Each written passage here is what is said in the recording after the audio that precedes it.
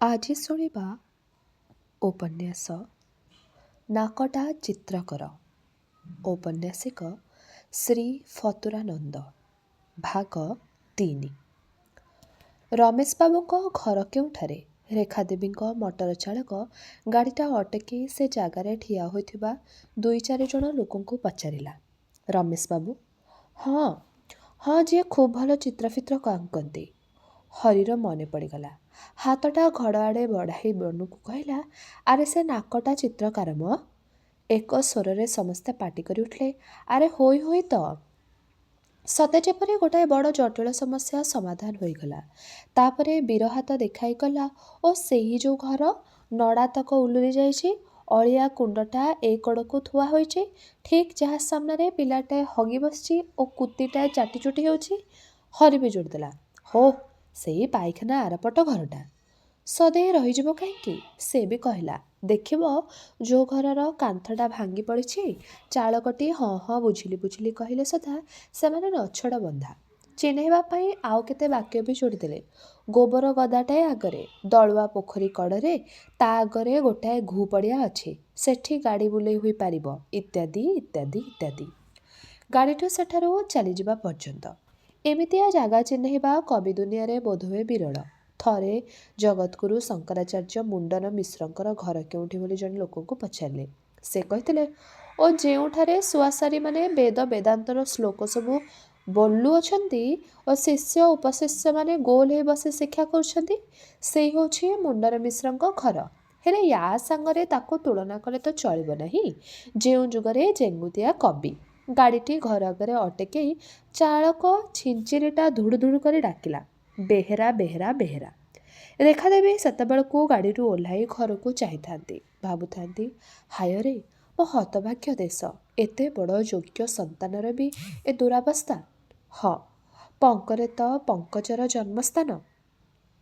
ବେହେରା ବେହେରା ଡାକର ଉତ୍ତର ଦେଇ ଜଣେ ଘର ଭିତରୁ କବାଟ ଫିଟାଇବା ପାଇଁ ଆସିବାର ଜଣାପଡ଼ିଲା। ରେଖାଦେବୀଙ୍କୁ ଟିକେ ଅଖାଡ଼ୁଆ ଅଖାଡ଼ୁଆ ଲାଗିଲା।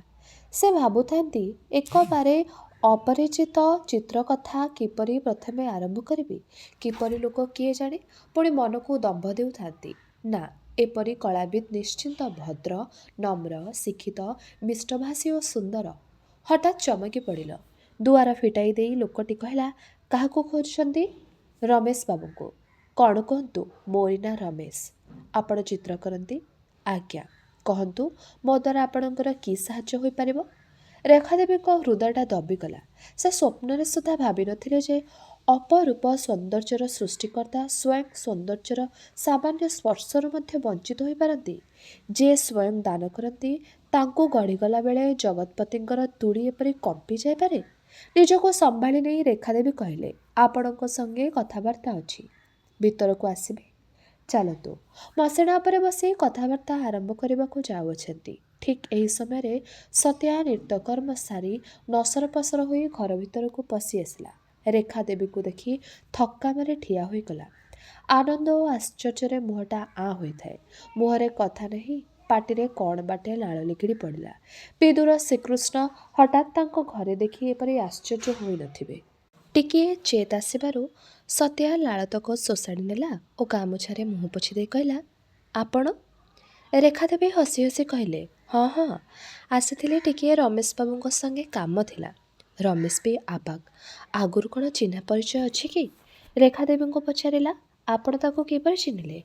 ରେଖାଦେବୀ ସେ ଗୋଟିଏ ବଡ଼ କରୁଣ ଅଧ୍ୟାୟ କହି ଆରମ୍ଭ କଲେ। ସତ୍ୟା ଟିକେ ଗଡ଼ବଡ଼ ଆରମ୍ଭ କଲା। ମୋଟ ଉପରେ ତାର ଇଚ୍ଛା ଥାଏ ରେଖାଦେବୀ କିପରି ସେ କଥା ନ କହି ଅନ୍ୟ କଥା ପକାନ୍ତୁ। ରମେଶ କିନ୍ତୁ ନଛୋଡ଼ ବନ୍ଦା। ସତ୍ୟାକୁ ଗୋଟାଏ କାମ ବରାଦ ଦେଇ ବାହାରକୁ ପଠାଇଦେଲା। ତାପରେ ରେଖାଦେବୀ ଆଉ ଥରେ ଆରମ୍ଭ କଲେ, କିଛିଦିନ ତଳେ ବାପା ଓ ମୁଁ ଆମ ଗାଡ଼ିରେ ବସି ଜଣେ ବନ୍ଧୁଙ୍କ ଘରକୁ ନିମନ୍ତ୍ରଣ ରକ୍ଷା କରିବାକୁ ଯାଇଥିଲୁ। ଟିକେ ଡେରି ହୋଇଯାଇଥାଏ ବୋଲି ଚାଳକ ଖୁବ୍ ଜୋରରେ ଗାଡ଼ି ଛାଡ଼ି ଦେଇଥାଏ। ଆଗରେ ଟିକିଏ ଦୂରରେ ଗୁଡ଼ାଏ ଲୋକ ଜମା ହୋଇ ଖୁବ୍ ହୋହା କରୁଥାନ୍ତି। ହସରେ ଜାଗାଟା ଫାଟି ଯାଉଥାଏ। ଲୋକ ଗହଳ ଦେଖି ଚାଳକ ଘନ ଘନ ସଙ୍କେତ ଦେଲା। ଲୋକଗୁଡ଼ିକ ପାଖେଇ ଗଲେ, କିନ୍ତୁ ଏହି ସତ୍ୟା ଓ ଆଉ ଗୋଟିଏ ବାଦ୍ୟବାଦକର ଚେତା ପଶିଲା ନାହିଁ। ବାଦକଟି ଖୁବ୍ ଉତ୍ସାହରେ ବାଜା ବଜାଇବାରେ ଲାଗିଥାଏ ଓ ସତ୍ୟା ଗୀତ ଗାଇବାରେ ମଜ୍ଜି ଯାଇଥାଏ। ସତ୍ୟା ଗୀତ ଗାଉଥିଲା, ହଁ ହଁ, ପୁଳାଏ ଗୁଡ଼ାକୁ ଧରିଥାଏ। ବେଶ ବି ଅଦ୍ଭୁତ ରକମର ହୋଇଥାଏ। ମୁଣ୍ଡରେ ଗୋଟାଏ ଲମ୍ବା କାଗଜ ଟୋପି, ମୁହଁରେ ଗୋଟାଏ କଡ଼ରେ ଖଡ଼ି, ଆଉ ଗୋଟାଏ କଡ଼ରେ କଳାବଳା ହୋଇଥାଏ। ଗୋଡ଼ରେ ଘୁଙ୍ଗୁର ବି ବନ୍ଧା ହୋଇଥାଏ। ଖଣ୍ଡିଏ କାଗଜରେ ଲେଖା ହୋଇଥିବା ଗୀତକୁ ଦେଖି ବୋଲୁଥାଏ ଓ ଡେଉଁଥାଏ। ଗୀତ ବି କିଛି କମ୍ ଗୀତ ନୁହେଁ। ପରେ ସେ କାଗଜ ଦେଖି ସେ ଗୀତ ଜାଣିଲି। ଲେଖା ହୋଇଥାଏ, ଆସ କିଏ ଘଷିବ ହୋ ଉତ୍କଳ ମାତା ଗୁଡ଼ାକୁ, ମଜା ପାଏ ବୋଲି କେମ୍ଫା ନ ଛାଡ଼େ ତାହାକୁ। ଏଇ ପଦକ ମୋର ମନେ ଅଛି। ଆହୁରି କେତେକ କ'ଣ ଲେଖା ହୋଇଥିଲା। ତେବେ ମୋଟ ଉପରେ ତା'ର ଭାବ ହେଉଛି, ଏଗୁଡ଼ାକୁ ଘଷିଲେ ବରକୁ କନ୍ୟା ହାଉ ଯାଉ ହେବେ ଓ କନ୍ୟାକୁ ବର ବି ହାଉ ଯାଉ ହେବେ। ଦାନ୍ତ ଡାକ୍ତରମାନେ ଆଉ ରୋଗୀ ନ ପାଇ ମୁଣ୍ଡରେ ହାତ ଦେଇ ବସିବେ। ଏହାକୁ ନିୟମିତ ଭାବରେ ଘଷିଲେ 80-90 ବର୍ଷର ବୁଢ଼ାବୁଢ଼ୀମାନେ ନଡ଼ିଆ, ବୁଟ, ପକୁଡ଼ି, ଡାଲବୁକ, ଖାସା ନଡ଼ୁ ଇତ୍ୟାଦି ଖାଇଦେବେ। 15 ଦିନ ଥରେ ଝାଡ଼ା ଫେରି ଯାଉଥିବା ଲୋକର 2 ଓଳି ଝାଡ଼ା ପରିଷ୍କାର ହୋଇଯିବ। ହଜମ ଏପରି ହେବ ଯେ ଦିନକୁ 10 ଥର ଖାଇବାକୁ ଇଚ୍ଛା ହେବ। ଏମିତି କେତେ କ'ଣ ତା'ର ଇୟତ୍ତା ନାହିଁ। ଗାଡ଼ିଟା ପାଖରେ ହେଲାରୁ ତା'ର ଚେତା ପଶିଲା ଓ କ'ଣ କରିବ ବୋଲି କାଉଳି ବାଉଳି ହୋଇଗଲା। ଚାଳକଟି ଗାଡ଼ିଟା ଗୋଟାଏ ଆଡ଼କୁ ଇଟାଇ ଦେଉଥିଲା, କିନ୍ତୁ ସତିଆ ବାଉଳି ହୋଇଯାଇ ସେ ଆଡ଼କୁ ମାଡ଼ିଗଲା। ଚାଳକ ଏଡ଼େ ଜୋରରେ ଗତିରୋଧକୁ ଦାବିଦେଲା ଯେ ବାପା ଓ ମୁଁ ଆଗକୁ ଛିଞ୍ଚାଡ଼ି ହୋଇ ପଡ଼ିଲୁ। ଆମ ଆଖି ବୁଜି ହୋଇଗଲା। ଆଖି ଫିଟାଇଲା ବେଳକୁ ସତିଆ 5-6 ହାତ ଦୂରରେ ପଡ଼ିଛି। ବିଚରା ଧକ୍କା ଲାଗି ଛିଡ଼ିକି ଯାଇ ଦୂରରେ ପଡ଼ିଲା। ଭାଗ୍ୟ ଚକ ତଳେ ପଡ଼ିନଥିଲା। ଦେହର ଚାରିଆଡ଼େ ଲହୁ ଲୁହାଣ ହୋଇ ଯାଇଥାଏ। ଲୋକଯାକ ଶାଗୁଣା ପରି ତ ଆମକୁ ବେଢ଼ିଗଲେ। କିଏ କହୁଥାଏ, ଓଃ ଲାଟ୍ ସାହେବ ଗାଡ଼ିରେ ବସି ଆସିଲେ ପରା। କିଏ ପଚାରୁଥାଏ, ତମ 14 ପୁରୁଷରେ କିଏ ଗାଡ଼ିରେ ବସିଥିଲେ। କିଏ କହୁଥାଏ, ଗାଡ଼ିଟା ରଖିଛ ବୋଲି କ'ଣ ମଣିଷଙ୍କୁ ବାଟ ଚଳାଇ ଦେବ ନାହିଁ। ଆଉ କେତେ ଜଣ ବା ପର୍ଯ୍ୟନ୍ତ ଚାଲିଗଲେ। ଜଣେ କିଏ ତାଙ୍କ ଭିତରୁ ବି କହିଦେଲା, ଆବେ ଶଳାଙ୍କୁ ଗାଡ଼ି ଭିତରୁ ଘୋଷାଡ଼ ଆଣବେ। ମୋତେ ଭାରି ଭୟ ହେଲା। କିନ୍ତୁ ବାପାଙ୍କର ଟଙ୍କାର କରାମତି ଉପରେ ପୂର୍ଣ୍ଣ ଆସ୍ଥା ଥାଏ ବୋଲି ଧୀର ସ୍ଥିର ହୋଇଥାନ୍ତି। ବାପା ସାଙ୍ଗେ ସାଙ୍ଗେ ଚମଡ଼ା ମୁଣିରୁ ଠାକୁର ଘର ପାଇଁ 10 ଟଙ୍କା, ରାମନାମୀ ଚାନ୍ଦା 5ଟି ଟଙ୍କା ତାଙ୍କରି ଭିତରୁ ସବୁଠାରୁ ବେଶି ପାଟି ଯିଏ କରୁଥିଲା ତା ହାତରେ ଗୁଞ୍ଜି ଦେଲେ। ଓ ସେଇ ଟଙ୍କାର କି ଯାଦୁକର ପ୍ରଭାବ! ସେ ଲୋକଟାର ସାଙ୍ଗେ ସାଙ୍ଗେ ପରିବର୍ତ୍ତନ। ରତ୍ନାକରକୁ ବାଲ୍ମୀକି କରିବାକୁ ନାରଦଙ୍କୁ ସମୟ ଲାଗିଲା ନା, କିନ୍ତୁ ଟଙ୍କା ସେ ରତ୍ନାକରକୁ ସାଥି ସାଥି ବାଲ୍ମୀକି କରିଦେଲା। ସେ ସମସ୍ତଙ୍କୁ ଗାଡ଼ି ଚାରିପାଖରୁ ଠେଲିପାଟି କଲା। ଓଃ ପାଖ ପାଖ, ବାବୁଙ୍କର ଦୋଷ କ'ଣ? ସେ ରାସ୍ତା ଉପରେ ଠିଆ ହୋଇ ଡେଉଁଛି। ଆବାଜ ଦେଲେ ବି ଶୁଣୁନି। କିଏ କ'ଣ କରିବ? ଛାଡ଼ ଛାଡ଼, ବାବୁଙ୍କୁ ଛାଡ଼ିଦିଅ, ସେ ଯାଆନ୍ତୁ। ଓଃ ପାଖା ବେ, ମୁଁ ତ ଆବାକ୍।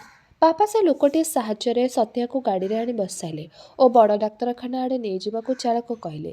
ଯାଉ ଯାଉ ସତ୍ୟାଠାରୁ ବାପା ଯାହା ସବୁ ଶୁଣିଲେ, ସେଥିରେ ତାଙ୍କ ଆଖି ଛଳଛଳ ହୋଇଗଲା। ତା'ର କୁଆଡ଼େ ଗୋଟିଏ ଭାଇର ଭୟଙ୍କର ଜ୍ୱର ହୋଇଥିଲା। ଚିକିତ୍ସା କରିବାକୁ ପଇସା ଦରକାର। ତା'ର ବି ଆଉ କେହି ନଥିଲେ। ସେ ତ କେମ୍ପା, ତାକୁ କାମରେ ଲଗେଇବ କିଏ? ପଇସା ଦେବ କାହିଁକି?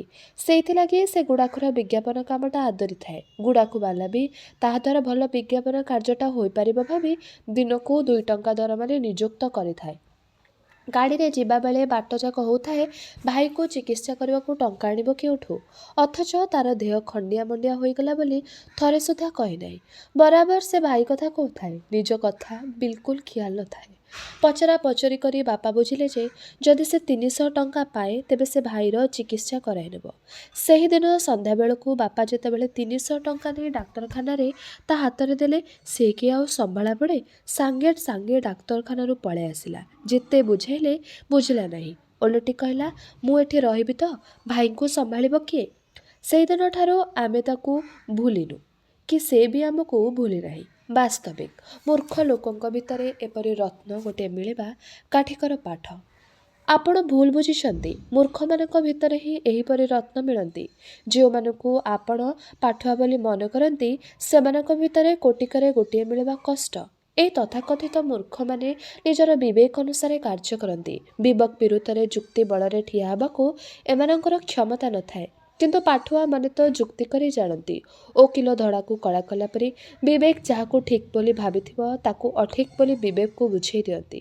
ଫଳରେ ସେମାନେ ବିବେକ ବିରୁଦ୍ଧ କାର୍ଯ୍ୟ ମଧ୍ୟ କରିପାରନ୍ତି। ଧରନ୍ତୁ ଜଣେ ପାଠୁଆ ଚୋରି କରିବାକୁ ବସିଲା। ତା'ର ବିବେକ ତ ତାକୁ ମନା କରିବ, କିନ୍ତୁ ସେ ଯୁକ୍ତିରେ ବିବେକକୁ ବୁଝେଇବ। ଦୁନିଆରେ ଚୋରି କିଏ ନ କରୁଛି? ସ୍ୱୟଂ ଶ୍ରୀକୃଷ୍ଣ ତ ଲହୁଣୀ ଚୋରି କରିଥିଲେ। ଆହୁରି ମଧ୍ୟ ମୋ ପରିବାରର 2-4ଟି ପ୍ରାଣୀଙ୍କ ପେଟ ପାଇଁ ମୁଁ ତ ଚୋରି କରିବି। ତା'ର ଅଛି, ମୋର ନାହିଁ। ସମାଜରେ ଏ ଅସମତା କାହିଁକି? ଚୋରି ଦ୍ୱାରା ଯଦି ମୁଁ ସମତା ଆଣିପାରେ ତେବେ ତାହା ଶ୍ରେୟସ୍କର। ଏ ଅସମତା ଚୋରି ଦ୍ୱାରା ହୁଏ ନାହିଁ କି? ଏ ଯେଉଁମାନେ କୋଟିପତି ହୋଇ ବର୍ତ୍ତମାନ ସମାଜରେ ପୂଜା ପାଉଛନ୍ତି ସେମାନେ କିପରି କୋଟିପତି ହୋଇଅଛନ୍ତି? ଚୋରି ଦ୍ୱାରା ନୁହେଁ କି? ପୁଞ୍ଜି ପାଇଁ ଯେତିକି ଲାଭ ନହେଲେ ସେମାନେ ସେମାନଙ୍କ ପରି ଗଣ୍ଡିଏ ଖାଇ ଖଣ୍ଡିଏ ପିନ୍ଧି ଚଳିପାରିବେ ତାଠାରୁ ଯଥେଷ୍ଟ ବେଶୀ ନିଅନ୍ତି ବୋଲି ସେମାନଙ୍କ ପାଖରେ ତ ଏତେ ପଇସା ଜମା ହୋଇଛି। ଏ ଯଥେଷ୍ଟ ବେଶୀଟା ସେମାନେ କିପରି ନେଲେ? ଖାଉଟିମାନେ କ'ଣ ଖୁସିରେ ତାଙ୍କୁ ଦାନ କରିଦେଇଛନ୍ତି? ଖାଉଟିମାନେ ଲାଭଟା ଯଥେଷ୍ଟ ବେଶୀ ବୋଲି ଜାଣିଲେ ତ କେବେ ତାହା ଦେବେ ନାହିଁ। ତେଣୁ ସେମାନେ ଖାଉଟିମାନଙ୍କ ଅଜାଣତରେ ଯେ ଏ ଯଥେଷ୍ଟ ବେଶୀଟା ନିଅନ୍ତି, ଅଜାଣତରେ ନେବାଟାକୁ ଚୋରି କୁହାଯିବ ନାହିଁ କି? ଏ ଚୋରି ଦ୍ୱାରା ହୋଇଥିବା ଅସମତାକୁ ଯେବେ ସମାଜ ସହ୍ୟ କରିବ ତେବେ ଚୋରି ଦ୍ୱାରା ସମତା ଆଣିବାର ଚେଷ୍ଟାକୁ ସହ୍ୟ ନ କରିବ କାହିଁକି? ନା, ମୁଁ ନିଶ୍ଚୟ ଚୋରି କରିବି। ଦରମରା ବିବେକ ବିଚରା ଥଙ୍ଗେଇ ଥଙ୍ଗେଇ କହିବ। ଆଳନର ବିରୁଦ୍ଧରେ ଯେ ଯିବାକୁ ପଡ଼ିବ। ବିବେକକୁ ଦ୍ୱିଗୁଣ ଜୋରରେ ସେ ବୁଝାଇବ। ମାର୍ଗୋଲିସା ଆଇନକୁ ମଣିଷ ଗଢ଼ା ଆଇନ କିଛି ଭଗବାନଙ୍କ ଦ୍ୱାରା ଆକାଶରୁ ବର୍ଷିତ ହୁଏ ନାହିଁ। ମଣିଷ ଗଢ଼ା ଆଇନ କେବେ ହେ ସର୍ବାଙ୍ଗ ସୁନ୍ଦର ହୋଇପାରେ ନା। ସେଇଥିଲାଗି ତ ଦୁନିଆର ସବୁ ଦେଶରେ ସବୁ ସମୟରେ ଆଇନ ସର୍ବଦା ବଦଳୁଅଛି। ମଣିଷ ସୁଖରେ ଚଳିବ ବୋଲି ଗୋଟା ଆଇନର ବେଷ୍ଟିନୀ ତିଆରି କରିଥାଏ। ଯେତେବେଳେ ଦେଖେ ସେ ବେଷ୍ଟିନୀ ଭିତରେ ଗୋଟାଏ ଜାଗାରେ ତାକୁ ଅସୁବିଧା ହେଉଛି ସେତେବେଳେ ସେ ତାକୁ ବଦଳାଇ ଦିଏ। ତେଣୁ ମଣିଷ ଗଢ଼ା ଆଇନ ନିତ୍ୟ ପରିବର୍ତ୍ତନଶୀଳ। ଏ କ୍ଷେତ୍ରରେ ଆଇନର ପରିବର୍ତ୍ତନ ହେବାକୁ ମଧ୍ୟ ସମୟ ଆସିଛି। ଆଇନର ପରିବର୍ତ୍ତନ ଲଗାଇବାକୁ ଜଣେ ଅଧେ ତ ପହିଲେ ଚେଷ୍ଟା କରନ୍ତି। ସେଥିଲାଗି ସେମାନଙ୍କୁ ଆଇନର ଲୁହାମୁଠା ଅନୁଭବ କରିବାକୁ ପଡ଼େ। ଚୋରି କଲେ ଜେଲ୍ ଗଲେ ଯିବି। ମହାତ୍ମା ଗାନ୍ଧୀଙ୍କ ପରି ଲୋକ ତ ଆଇନ ବଦଳାଇବା ପାଇଁ ଜେଲ୍ ଯାଇଥିଲେ। ମୁଁ କିବା ଛାର? ନା, ମୁଁ ନିଶ୍ଚୟ ଚୋରି କରିବି। ବିବେକ ହଉରେ ବାବା, ଚୋରି କରିବୁ ତ କର, କହି ମରେ।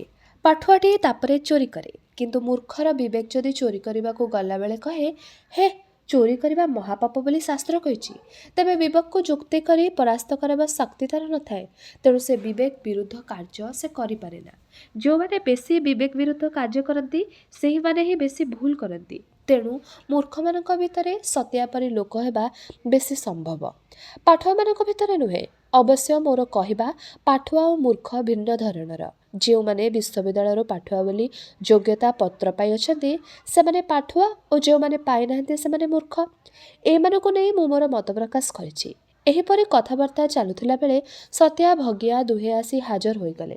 ସତ୍ୟା ମୁହଁକୁ ରେଖାଦେବୀ ଓ ରମେଶ ବାଲୁ ବାଲୁ କରି ଚାହିଁଥାନ୍ତି। ତାର କିନ୍ତୁ ସାଡ଼େ ନଜର ନଥାଏ। ହାତରେ ଗୋଟାଏ ପୁଟଳା ଧରିଥାଏ। ଭଗିଆକୁ ଥାଳି ଓ ଗିଲାସେ ପାଣି ଆଣିବାକୁ ଇଙ୍ଗିତ କଲା। ତା କାର୍ଯ୍ୟକଳାପ ପ୍ରତି ଦୃଷ୍ଟି ଦେଲେ ଜଣାଯାଉଥିଲା ସତେ ଯେପରି ଗୋଟିଏ କିମ୍ବୁତ କିମ୍ବାକାର ଯନ୍ତ୍ର ଛାଏଁ ଛାଏଁ ପୂର୍ବ ଯୋଜନା ଅନୁଯାୟୀ କାର୍ଯ୍ୟ କରିଯାଉଛି। ରମେଶର ମାନସିକ ଅବସ୍ଥା ଏହା ଦେଖି ବଡ଼ ଶୋଚନୀୟ ହୋଇପଡ଼ିଲା। ଭାବିବାକୁ ଲାଗିଲା, ଓଃ, ସତ୍ୟଟା କି ଭୁଲ କାମ କଲା। ଗୋଟାଏ ଧନାଢ଼୍ୟ ମହିଳା ଓ ନିଜ ଭିତରେ ପାର୍ଥକ୍ୟଟା ବୁଝିପାରିଲା ନାହିଁ। ତାଙ୍କ ପାଇଁ କି ଜଳଖିଆ ବା ଆଣିଥିବ। ସେ ଯଦି ତାହା ନ ଛୁଅନ୍ତି ମୋର ଇଜ୍ଜତ ଦିକଡ଼ାର ହେବ ସିନା। ସେ ଯେଉଁ ଅବ୍ୟାହରେ ପଡ଼ି ଆସିଛନ୍ତି ସେଥିରେ ଆମ୍ଭମାନଙ୍କ ଉପଯୋଗୀ ଜଳଖିଆ କିପରି ବା ତାଙ୍କୁ ଭଲ ଲାଗିବ। ସତ୍ୟା କ'ଣ ତାଙ୍କ ଉପଯୋଗୀ ଜଳଖିଆ ଆଣିଥିବ? ରମେଶ କାଠଟି ପରି ଠିଆ ହୋଇ ଚାହିଁଥାଏ ପୋଟଳାକୁ। ସତ୍ୟାର ଇଙ୍ଗିତ ପାଇ ଭଗିଆ ତା ପୋଟଳା ଫିଟାଇଲା। ପୋଟଳା ଭିତରୁ ଗୋଟିଏ ପତର ଠୋଲା କାଢ଼ି ସେ ଥାଳି ଉପରେ ଅଜାଡ଼ିଲା। ଗଳ ଗଳ ଖଡ଼ ଖାଡ଼ ହୋଇ ସେତେବେଳେ ଗୁଡ଼ିଏ ପକୁଡ଼ି, ବରା, ବାଇଗଣୀ ଥାଳି ଉପରେ କଚାଡ଼ି ହୋଇ ପଡ଼ିଲା। ରମେଶର ମୁହଁ ତଳକୁ ହୋଇଗଲା। ଆଉ ଉପରକୁ ଚାହିଁପାରିଲା ନାହିଁ। ରମେଶର ମୁଖର କରୁଣତାଟା ରେଖାଦେବୀଙ୍କ ଚକ୍ଷୁ ଏଡ଼ାଇ ପାରିଥିଲା ତା ନୁହେଁ। ସେ ପରିଷ୍କାର ବୁଝିପାରିଥିଲେ ଗଣ୍ଡଗୋଳ କେଉଁଠି। ସେ ସଙ୍ଗେ ସଙ୍ଗେ ସେ ଠୋଲାରେ 2-4ଟି ପକୁଡ଼ି ରଖି ନିଜ ପାଖକୁ ଟାଣିନେଲେ। ଆପଣ ହାତ ଚଳାନ୍ତୁ କହି ନିଜେ ଠୋଲାରୁ ଖାଇ ଟିକେ ପାଣି ପିଲେ। ରମେଶ ମୁଣ୍ଡରୁ ଗୋଟାଏ ବୋଝ ଚାଲିଗଲା ପରି ଜଣାଗଲା। ଟିକେ ପ୍ରକୃତିସ୍ଥ ହୋଇ ସେ ପଚାରିଲା, ହଁ, ଆପଣ କ'ଣ କହିବେ ବୋଲି ଆସିଥିଲେ କୁହନ୍ତୁ। ଆରେ, ମୁଁ ତ ଯେଉଁ କଥା ପାଇଁ ଆସିଥିଲି ତାହା ତ ଏପର୍ଯ୍ୟନ୍ତ କହିନାହିଁ। ହଁ, ପ୍ରଦର୍ଶନୀରେ ଦିଆ ହୋଇଥିବା ଆଶା ଚିତ୍ରଟି ଆପଣ କରିଛନ୍ତି? ହଁ, ତାହା କ'ଣ ବିକ୍ରି ହେବ ନାହିଁ? ଯଦି କେହି ତାହାକୁ କ୍ରୟ କରେ ତେବେ ମୁଁ ତହିଁରେ ବାଧା ଦେବି ନାହିଁ। ଚିତ୍ରର ମୂଲ୍ୟ କେତେ ତାହା କ୍ରେତା ସ୍ଥିର କରିବେ। ଏ ତ ବଡ଼ ଅସମ୍ଭବ କଥା। ଧରନ୍ତୁ ଜଣେ ଟଙ୍କାଟାଏ ଦେଇ ତା ନେବାକୁ ଇଚ୍ଛା କରିବ, ତେବେ? ସେ ଭୟ ମୋର ନାହିଁ। ମୁଁ ଭଲ କରି ଜାଣେ ଯେ କଳା ଅନଭିଜ୍ଞ ବ୍ୟକ୍ତି ମୋର ଚିତ୍ରକୁ ଟଙ୍କାଟିଏ ସୁଦ୍ଧା ଦେଇ ନେବାକୁ ଇଚ୍ଛା କରିବେ ନାହିଁ। ଆଉ ଯାହାଙ୍କର କଳା ବିଷୟରେ କିଛି ଅଭିଜ୍ଞତା ଥିବ ସେ କଳାର ବୈଶିଷ୍ଟ୍ୟ ଦେଖି ଉପଯୁକ୍ତ ଦାମ ଦେବେ। କଳାଭିଜ୍ଞ ବ୍ୟକ୍ତି ବିନା ମୂଲ୍ୟରେ ନେଲେ ବି ମୋର ଆପତ୍ତି ନାହିଁ। କିନ୍ତୁ ଘୁଷୁରୀଠୁ ଅଧିକ ମୂଲ୍ୟ ନେଇ ସୁଦ୍ଧା କଦଳୀ ବିକ୍ରି କରିବା ମୋର ନୀତି ବିରୁଦ୍ଧ। ସେ ଚିତ୍ରଟି ମୋର ଖୁବ୍ ପସନ୍ଦ ହୋଇଛି, ମୁଁ ସେଇଠି ନେବି, ଆପଣ ଆଉ କାହାକୁ ନେବେ ନାହିଁ।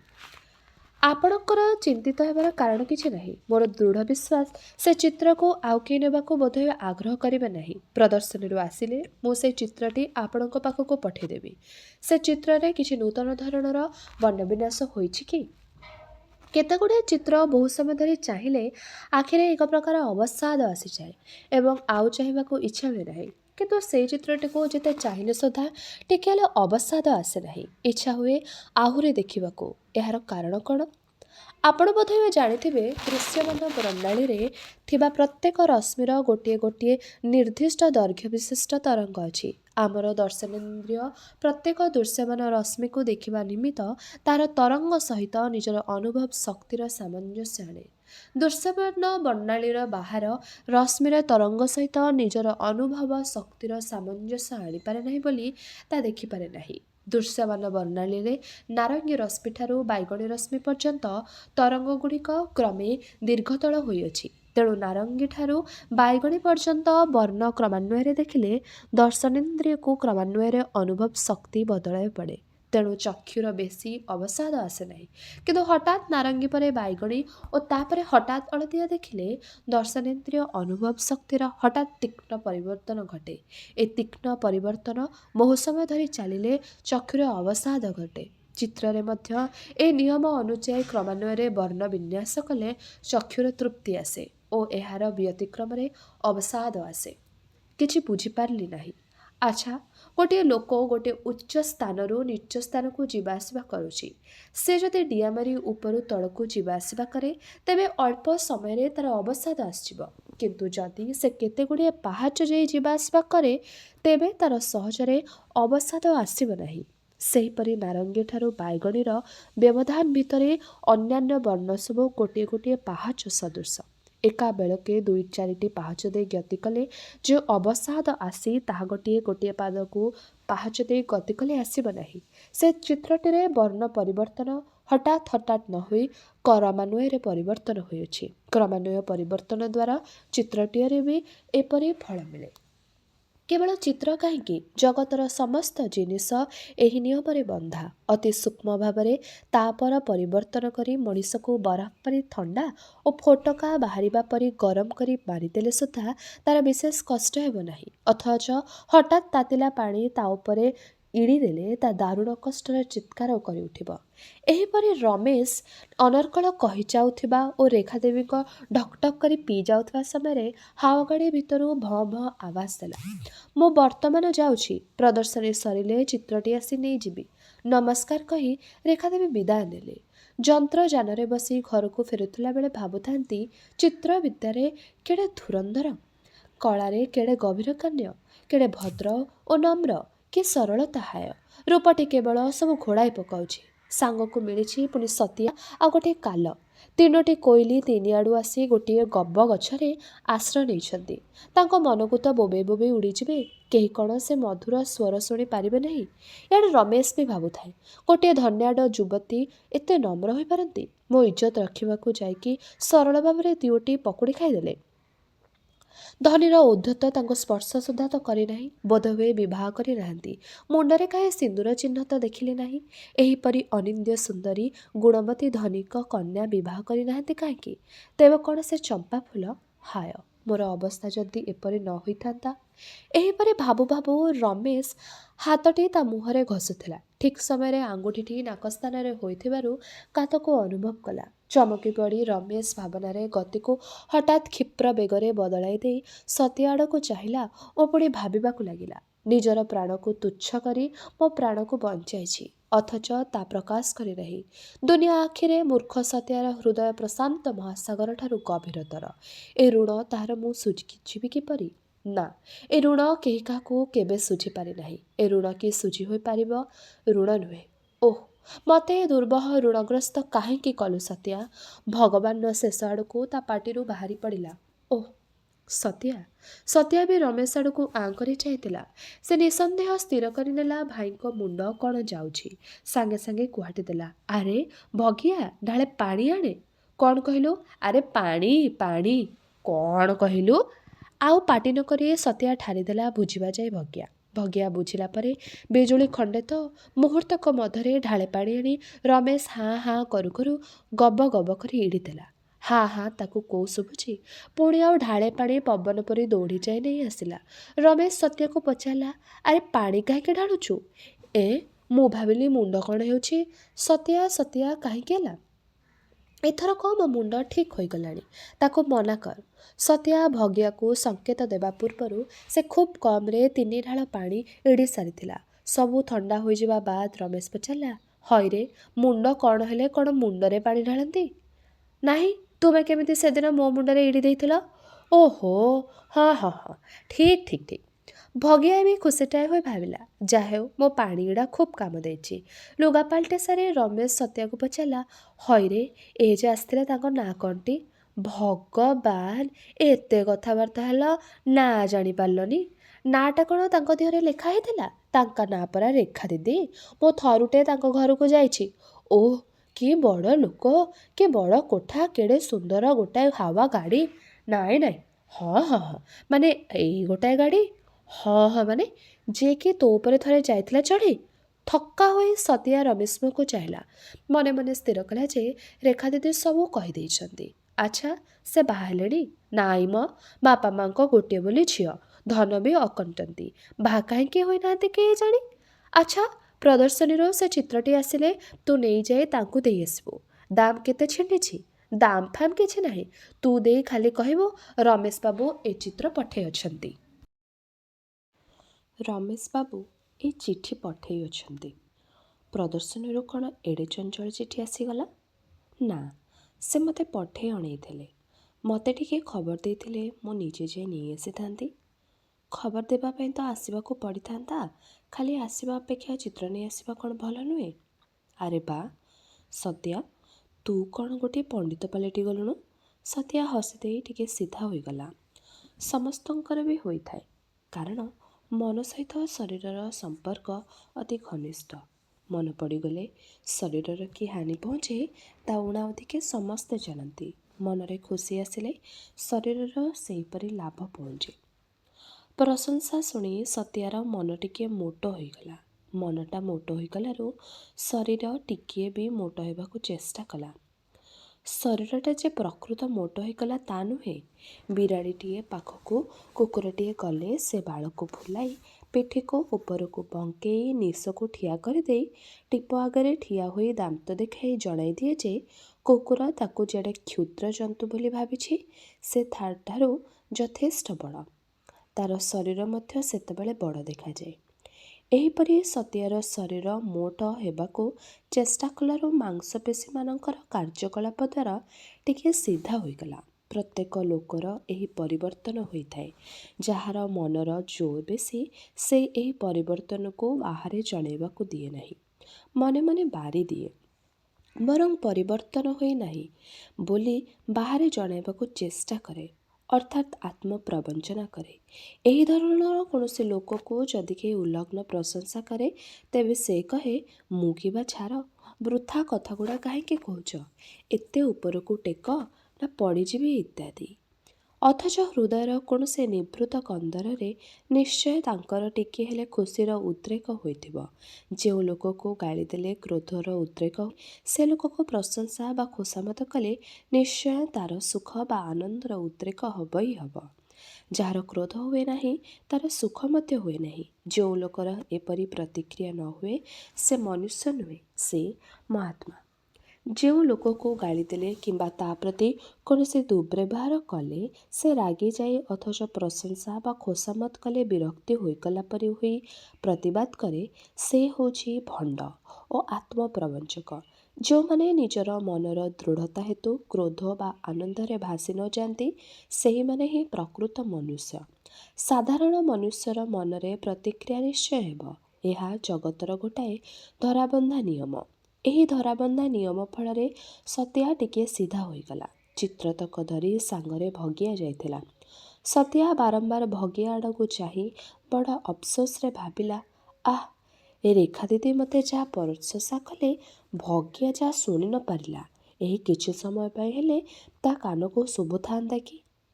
ରେଖାଦେବୀ କାଗଜ ଖୋଳକୁ ଅତି ଆଗ୍ରହରେ ଫିଟାଇ ପକାଇଲେ। ଦେଖିଲା ବେଳକୁ ସେହି ଗୋଟିକ ଛବି ଥିଲା ଯେ ଥିଲା ତା ନୁହେଁ, ତା ସଙ୍ଗରେ ଦୁଇଟି ବାଛୁରୀ ଅର୍ଥାତ୍ ଆଉ ଦୁଇଟି ଛବି। ଖଣ୍ଡିଏ କାଗଜରେ ଲେଖାଥିଲା, ଉପଯୁକ୍ତ ସମ୍ମାନର ଚିହ୍ନି ସ୍ୱରୂପ ଏ ଛବି ତିନୋଟି ଉପହାର ଦେଲି। ଆନନ୍ଦରେ ବିଭୋର ହୋଇ ରେଖାଦେବୀ ଛବିଗୁଡ଼ିକ ଚାହିଁଥାନ୍ତି। ସତିଆ ଦୁଇଥର କହିସାରିଲାଣି, ଦିଦି ମୁଁ ଯାଉଛି, ସାଡ଼େ ନଜର ନାହିଁ। ଆଉ ଥରେ କହିଲାରୁ ରେଖାଦେବୀଙ୍କ ଧ୍ୟାନ ଭାଙ୍ଗିଲା। ପଚାରିଲେ, ହଁ କ'ଣ କହିଲୁ? ମୁଁ ତେବେ ଯାଉଛି। ଦୁଇ ଜଣ ଯାକ ଆସିଛ, ସେମିତି କେମିତି ଚାଲିଯିବ? ମୁଁ ଯେତେବେଳେ ତୁମ ଘରକୁ ଯାଇଥିଲି ଖାଲି କ'ଣ ଫେରି ଆସିଥିଲି? ଦୁଇ ଜଣ ଯାକ ଏଠି ବସ, ମୁଁ ଆସୁଛି। ଦିନକୁ ଜଳଖିଆ ଆଣିବାର ବନ୍ଦୋବସ୍ତ କରାଇ ରେଖାଦେବୀ ପୁଣି ଘରକୁ ଆସିଲେ। ଶଙ୍କରା ପାଣି ବାଲ୍ଟିଏ ସେଠାରେ ଥୋଇ ଦେଇ ଚାଲିଗଲା। ସତିଆ ଟିକିଏ ବାହାରକୁ ଆସୁଛି କହି ଚାଲିଗଲା। ରେଖାଦେବୀ ବଡ଼ ପାଟିରେ ଭଗିଆକୁ କହିଲେ, ମୁହଁ ହାତ ଧୋଇ ପକା। ଭଗିଆକୁ ଯେତେବେଳେ ଯେଡ଼େ ଜୋରରେ ଯାହା ପଚାର, ଉତ୍ତର ନିଶ୍ଚୟ ହେବ। କ'ଣ କହିଲ? ଥରେ ଦିଥର କ'ଣ କହିଲ? ଶୁଣି ରେଖାଦେବୀ ଠାରି ଢାଳ ଦେଖାଇ ଦେଲେ। ଭଗିଆ କ'ଣ ବୁଝିଲା କେଜାଣି ସାଙ୍ଗେ ସାଙ୍ଗେ କହିଦେଲା, ହଁ ଘଣ୍ଟି ମୁଣ୍ଡରେ ମିଳେ। ରେଖାଦେବୀ ଥୋଡ଼ାଏ ଆଗ ହସିଲେ, ପୁଣି ପ୍ରକାରେ ଠାରିଲେ। ଦ୍ୱିତୀୟ ଥରରେ ଉତ୍ତର ଆସିଲା, ହଁ ମଜବୁତ ଢାଳ। ତୃତୀୟରେ ଉତ୍ତର ଆସିଲା ନାହିଁ, ଆମର ଏମିତିଆ ଢାଳ ନାହିଁ।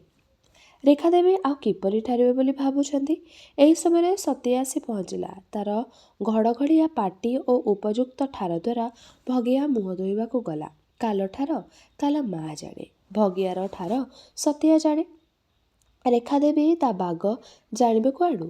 ତାପରେ ଠାରର କଳାଟା କିଛି କମ୍ ଜିନିଷ ନୁହେଁ। ଜୀବଜଗତର ପ୍ରଥମ ଭାଷା ହେଉଛି ଠାର। ଏହି ଠାର ଦ୍ୱାରା ହିଁ ପ୍ରଥମେ ସମସ୍ତେ ପରସ୍ପର ମଧ୍ୟରେ ଭାବର ଆଦାନ ପ୍ରଦାନ କରନ୍ତି। ଧୀରେ ଧୀରେ ଏହି ଠାରର କ୍ରମ ବିକାଶ ହୋଇ ଭାବ ଆଦାନ ପ୍ରଦାନର ନାନା ପ୍ରକାର ଉପାୟ ସୃଷ୍ଟି ହୋଇଅଛି। ସାଙ୍କେତିକ ଭାଷା, ପ୍ରାଚ୍ୟ ନୃତ୍ୟକଳା, ଏହି ଠାର ହିଁ କ୍ରମ ବିକାଶ। ଠାର ବିଶେଷଜ୍ଞମାନେ ବିଦେଶର ବି ସ୍ଥାନୀୟ ଭାଷାର ସାହାଯ୍ୟ ବିଶେଷ ଦରକାର କରନ୍ତି ନାହିଁ। ତାଙ୍କର ନିଜର ଭାଷାରେ ସମସ୍ତ କାମ ଚଳାଇ ନିଅନ୍ତି। ଥରେ କେତେଜଣ ଇଂରେଜୀ ଭଦ୍ରଲୋକ ରୁଷିଆ ଭ୍ରମଣ ଯାଇଥିଲେ। ଗୋଟିଏ ସହରରେ ବୁଲୁ ବୁଲୁ ଗୋଟିଏ ଦୋକାନରେ ସଉଦା କରିବାକୁ ଗଲେ। ଦୋକାନଟି ଇଂରାଜୀ ଭାଷା ଜାଣିନଥାଏ କି ଭ୍ରମଣକାରୀମାନେ ସ୍ଥାନୀୟ ଭାଷାମାନେ ଜାଣିନଥାନ୍ତି। ଏମାନଙ୍କର କୁକୁଡ଼ା ଅଣ୍ଡା କିଣିବାର ଥିଲା। ନାନା ଭାଷାରେ କହିଲେ ସୁଦ୍ଧା ଦୋକାନୀଟି ବୁଝିପାରିଲା ନାହିଁ। ଭ୍ରମଣକାରୀଙ୍କ ମଧ୍ୟରେ ଜଣେ ଠାର ବିଶେଷଜ୍ଞ ଥିଲେ। ସେ ହଠାତ୍ ଠିକ୍ କୁକୁଡ଼ା ପର ଫଡ଼ ଫଡ଼ କରି ଏପାଖ ସେପାଖ ହେଲା ଭଳିଆ ଦୁଇ ହାତ ହଲାଇ ଏପାଖ ସେପାଖ ହୋଇ କକ୍ କକ୍ କକ୍ କକ୍ କକ୍ କକ୍ କଁ ବୋଲି ପାଟି କଲେ। ତାପରେ ହାତ ପଛ ଆଡ଼କୁ ନେଇ ଆଙ୍ଗୁଠିଗୁଡ଼ିକୁ ଅଣ୍ଡାକାର କରି ପୁଣି ଦୋକାନୀକୁ ଦେଖାଇଲେ। ଦୋକାନୀଟି ତତ୍କ୍ଷଣାତ୍ କୁକୁଡ଼ା ଅଣ୍ଡା ଆଣିଦେଲା। ଏହିପରି ଠାର ଦ୍ୱାରା ନିତାନ୍ତ ଅଜ୍ଞ ଲୋକମାନେ ମଧ୍ୟ ପୃଥିବୀ ପର୍ଯ୍ୟଟନ କରିପାରୁଅଛନ୍ତି। ଏ ଭାଷାଠାରୁ ଅଧିକ ସୁବିଧାଜନକ ଭାଷା ଆଉ କ'ଣ ହୋଇପାରେ? ଭଗିଆକୁ ଅଧିକାଂଶ ସମୟ ଠାରିବାକୁ ପଡ଼ୁଥିବାରୁ ସତିଆ ଠାରି ଠାରି ଗୋଟିଏ ଠାର ବିଶେଷଜ୍ଞ ପାଲଟି ଯାଇଥାଏ। ତାର ଠାରିବାର କୌଶଳ ଦେଖି ରେଖାଦେବୀ ବି ପ୍ରଶଂସା ନ କରି ରହିପାରିଲେ ନାହିଁ। ଜଳଖିଆ ଆସିବାରୁ ଦୁଇ ଜଣ ଯାକ ଖାଇ ବସିଲେ। ରେଖାଦେବୀ ପାଖରେ ବସି ପଚାରିଲେ, ହଇରେ ସତିଆ, ରମେଶ ବାବୁ ତ ଚିତ୍ର ଉପହାର ଦେଲେ ବୋଲି ଲେଖିଦେଇଅଛନ୍ତି। ବିନା ଦାମରେ ମୁଁ କେମିତି ନେବି କହିଲୁ? ସେଥର କ'ଣ ଅଛି? ନିହାତି ଯଦି ଭଲ ନ ଲାଗେ ତେବେ ଆପଣ ଗୋଟାଏ କିଛି ଜିନିଷ ସେମିତି ଉପହାର ଦେଇଦେବେନି? ଆଚ୍ଛା କହିଲୁ, କ'ଣଟିଏ ଉପହାର ଦେଲେ ଭଲ ହେବ? ସେ ଯେ କ'ଣ ଭଲ ପାଆନ୍ତି ତା ମୁଁ ଆଜି ଯାଏ ଜାଣିପାରିଲିନି। ଆପଣ ନିଜେ ଯାଇ ପଚାରନ୍ତୁ କ'ଣ ତାଙ୍କୁ ଭଲ ଲାଗେ। ଆଚ୍ଛା, ମୁଁ ବି ତୁମ ସାଙ୍ଗରେ ଆଜି ଯିବି। ଜଳଖିଆ ସରିବାରୁ ରେଖାଦେବୀ ଚାକରକୁ ଗାଡ଼ି ଆଣିବାକୁ ଚାଳକ ପାଖକୁ ଖବର ଦେଲେ। ଗାଡ଼ି ଆସିଲା। ରେଖାଦେବୀ କହିଲେ, ସତିଆ, ତୁମେ ଦୁଇ ଜଣ ଗାଡ଼ିରେ ବସ, ସାଙ୍ଗ ହୋଇଯିବା।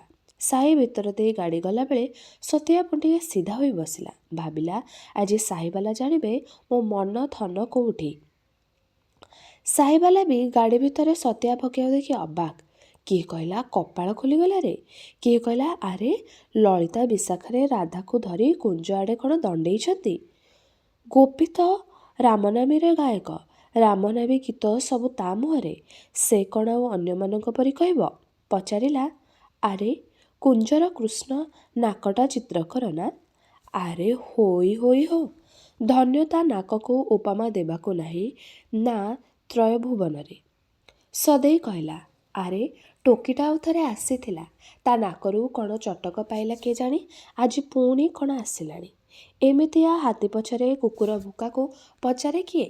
ରେଖାଦେବୀ ଘର ଭିତରକୁ ପଶିଯାଇ ହସି ହସି କହିଲେ, ରମେଶ ବାବୁ ନମସ୍କାର। ଆପଣ? ନମସ୍କାର। ଆରେ ହଠାତ୍? ହଁ ହଁ ମୁଁ। ଧନ୍ୟବାଦ ଦେବାକୁ ନ ଆସିଥାନ୍ତି କିପରି? ଆପଣ ଆସିପାରନ୍ତି, କିନ୍ତୁ ଧନ୍ୟରୁ ବାଦ ଦେବେ କାହିଁକି? କି ଦୋଷ କରିଛି? ହସି ହସି ରେଖାଦେବୀ କହିଲେ, ଆପଣଙ୍କର ଦୋଷ ଅତି ଗୁରୁତର। ଆପଣ ଜାଣନ୍ତି ଯେ ସେ ଚିତ୍ରଗୁଡ଼ିକର ମୂଲ୍ୟ ନିର୍ଦ୍ଧାରଣ କରିବା ମୋର ସାଧ୍ୟାତୀତ। ତେବେ ସୁଦ୍ଧା ଆପଣ ନିଜେ ମୂଲ୍ୟ ନିର୍ଦ୍ଧାରଣ ନ କରି ମୋତେ ମହା ଅସୁବିଧାରେ ପକାଇଅଛନ୍ତି। ଜଣେ ଭଦ୍ରମହିଳାଙ୍କୁ ଅସୁବିଧାରେ ପକାଇବା ଗୁରୁତର ଅପରାଧ ନୁହେଁ କି? ନିଶ୍ଚୟ ନିଶ୍ଚୟ। ମୁଁ ବର୍ତ୍ତମାନ ମୂଲ୍ୟ ସଙ୍ଗେ ସଙ୍ଗେ ନିର୍ଦ୍ଧାରଣ କରିଦେଇ ଏହାର ପ୍ରତିକାର କରିବି। ନିର୍ଦ୍ଧାରଣ କରନ୍ତୁ। ମୂଲ୍ୟ ପଚାରି ମୋତେ ଆଉ ବିବ୍ରତ ନ କରିବା, ତାହା ହିଁ ପ୍ରକୃତ ମୂଲ୍ୟ। ପରିଶ୍ରମର ଉପଯୁକ୍ତ ପାରିଶ୍ରମିକ ଦିଆ ନ ଗଲେ ମନରେ କଷ୍ଟ ହୁଏ ନାହିଁ କି? କଷ୍ଟ ହେବା ଉଚିତ ନୁହେଁ। କାର୍ଯ୍ୟ କରି ପ୍ରତ୍ୟୁପକାର ଆଶା ରଖିବା ବିଧେୟ ନୁହେଁ। ରେଖାଦେବୀ, ମନୁଷ୍ୟ ଯାହା ଆଶା କରେ ତାହା ସବୁ ସମୟରେ ପାଏ କି? ପ୍ରାପ୍ତିର ଆଶା ରଖିଲେ ସିନା ଅପ୍ରାପ୍ତିରେ ଦୁଃଖ ହେବ। କାମନା ଶୂନ୍ୟ ହୋଇ କାର୍ଯ୍ୟ କଲେ ଦୁଃଖ ଆଉ ଆସିବ କୁଆଡ଼ୁ? କାମନା ଶୂନ୍ୟ ହୋଇ କ'ଣ ଜଣେ କାର୍ଯ୍ୟ କରେ କିପରି? ମନୁଷ୍ୟ ଯେତେବେଳେ ଗୋଟିଏ କାର୍ଯ୍ୟ ଆରମ୍ଭ କରେ ତାର ସମାପ୍ତି ହୁଏ ତାର କାମନା। ନିଃସ୍ୱାର୍ଥପର ଭାବରେ ଜଣେ ଗୋଟିଏ ରୋଗୀର ସେବା କରେ, କାରଣ ରୋଗୀଟି କିପରି ଭଲ ହେବ ଏହା ହିଁ ତାର କାମନା ଥାଏ। ମୁନି ଋଷିମାନେ ତପସ୍ୟା କରନ୍ତି, କାରଣ ଭଗବତ୍ ପ୍ରାପ୍ତିରେ କାମନା ଥାଏ।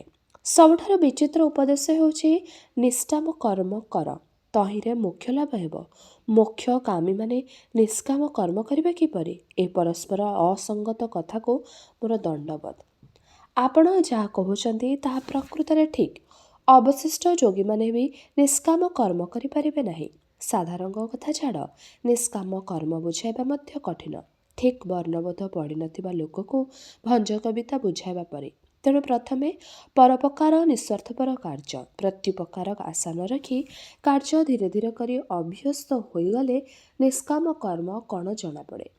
କ୍ରମେ କ୍ରମେ ନିଷ୍କାମ କର୍ମ ପଥରେ ଅଗ୍ରସର ହେଉଥିବା ଲୋକମାନେ ଭଗବାନ, ମୋକ୍ଷ ଇତ୍ୟାଦି ବିଷୟ ଭୁଲିଯାଆନ୍ତି। ଜଣେ ମହାଜ୍ଞାନୀ ଓ ପାଗଳ ଭିତରେ ପାର୍ଥକ୍ୟ ଦେଖାଇବା ଯେପରି କଷ୍ଟକର, ଜଣେ ନିଷ୍କାମ କର୍ମୀ ଓ ଗୋଟିଏ ପଶୁ ଭିତରେ ଦେଖାଇବା ସେହିପରି କଷ୍ଟ। ସାଧାରଣ ମନୁଷ୍ୟ ପକ୍ଷରେ ନିଷ୍କାମ କର୍ମ ବୁଝିବା କଷ୍ଟକର, କରିବା ତ ଦୂରର କଥା। ଆଚ୍ଛା, ଆପଣଙ୍କର ନିନାମୂଲ୍ୟର ଚିତ୍ରଗୁଡ଼ିକ ଦେବା ମୂଳରେ କିଛି କାମନା କ'ଣ ଅଛି? ନା ଆପଣ ଜଣେ ନିଷ୍କାମ କର୍ମୀ? କାହିଁ, ପଶୁର ଲକ୍ଷଣ ଆପଣଙ୍କଠାରେ ତ କିଛି ଦେଖୁନାହିଁ। ଅଛି ରେଖାଦେବୀ, କାମନା ଅଛି। ଆପଣଙ୍କର ଉପସ୍ଥିତି ଓ ବ୍ୟବହାରରେ ମୁଁ ଯେଉଁ ଆନନ୍ଦ ପାଉଅଛି ତାର ମୂଲ୍ୟ ଏ ଚିତ୍ରଠାରୁ ଢେର ବେଶୀ। ବରଂ ମୁଁ ଅଳ୍ପ ମୂଲ୍ୟ ଦେଇ ଖସିଯିବାକୁ ଚେଷ୍ଟା କରିଛି। ଲାଜ, ଆନନ୍ଦ, ମୁରୁକି ହସ ଏକାଠି ଫେଣ୍ଟି ମୁହଁରେ ବୋଳିଦେଲେ ଯେପରି ଦିଶେ, ରେଖାଦେବୀଙ୍କ ମୁହଁ ଠିକ୍ ସେମିତି ଦିଶିଲା। ସେ ମନେ ମନେ ଭାବିଲେ, ନା, ୟାଙ୍କୁ ଆଉ କଥାରେ ପାରି ହେବ ନାହିଁ। ସତିଆ କଥା ଅନୁଯାୟୀ ତାଙ୍କର ଭଲ ପାଉଥିବା କୌଣସି ଜିନିଷ ଉପହାର ଦେଇଦେଲେ ଠିକ୍ ହେବ। ନହେଲେ ଠିକ୍ ତାଙ୍କର କଥାରେ ତାଙ୍କୁ ସାବାଡ଼ କରିଦେବି। ଆଚ୍ଛା, ଆପଣ କ'ଣ ଭଲ ପାଆନ୍ତି? ନିଜର କର୍ତ୍ତବ୍ୟ କର୍ମ କରିବାକୁ ଭଲ ପାଏ। କେଉଁ ଜିନିଷକୁ ଆପଣ ଭଲ ପାଆନ୍ତି? ଯାହାକୁ ଆଗରେ ଦେଖେ ତାକୁ ଭଲ ପାଏ। ମୁଁ ଆପଣଙ୍କ ଚିତ୍ରକୁ ରଖିବାକୁ ଭଲ ପାଏ। ସେହିପରି ଆପଣ କ'ଣ ରଖିବାକୁ ଭଲ ପାଆନ୍ତି? କେବଳ ଭଲ ବା କେବଳ ମନ୍ଦ ଜିନିଷ ପୃଥିବୀରେ କିଛି ନାହିଁ। ପ୍ରତ୍ୟେକ ଜିନିଷରେ ଭଲ ମନ୍ଦ ଉଭୟ ମିଶି ରହିଅଛନ୍ତି। ଯେଉଁଟାରେ ଯେତିକି ଭଲ ଅଛି ସେଥିରେ ସେତିକି ମନ୍ଦ ଅଛି। ଆମରି ବୁଝିବା ହିଁ କେବଳ ଭ୍ରମ। କେଉଁଠାରେ କେବଳ ଭଲଟା ଆମ ଦୃଷ୍ଟିରେ ପଡ଼େ ବୋଲି ଆମେ ଭାବୁ ଭଲ, କେଉଁଠାରେ କେବଳ ମନ୍ଦ ଆମ ଦୃଷ୍ଟିରେ ପଡ଼େ ବୋଲି ଆମେ କହୁ ମନ୍ଦ। ଭଲ କରି ବିଶ୍ଳେଷଣ କରି ଦେଖିଲେ ପରିଷ୍କାର ଜଣାଯିବ। ଯେଡ଼େ ବାଉଁଶକୁ ସେଡ଼େ ପୋଲ। ତେଣୁ କୌଣସି ଜିନିଷଟିକୁ ପୂରା ଭଲ ପାଇବା ଉଚିତ ନୁହେଁ, କାରଣ ତହିଁରେ ମନ୍ଦ ବି ଅଛି, ଓ ଘୃଣା କରିବା ଉଚିତ ନୁହେଁ, କାରଣ ତହିଁରେ ଭଲ ବି ଅଛି।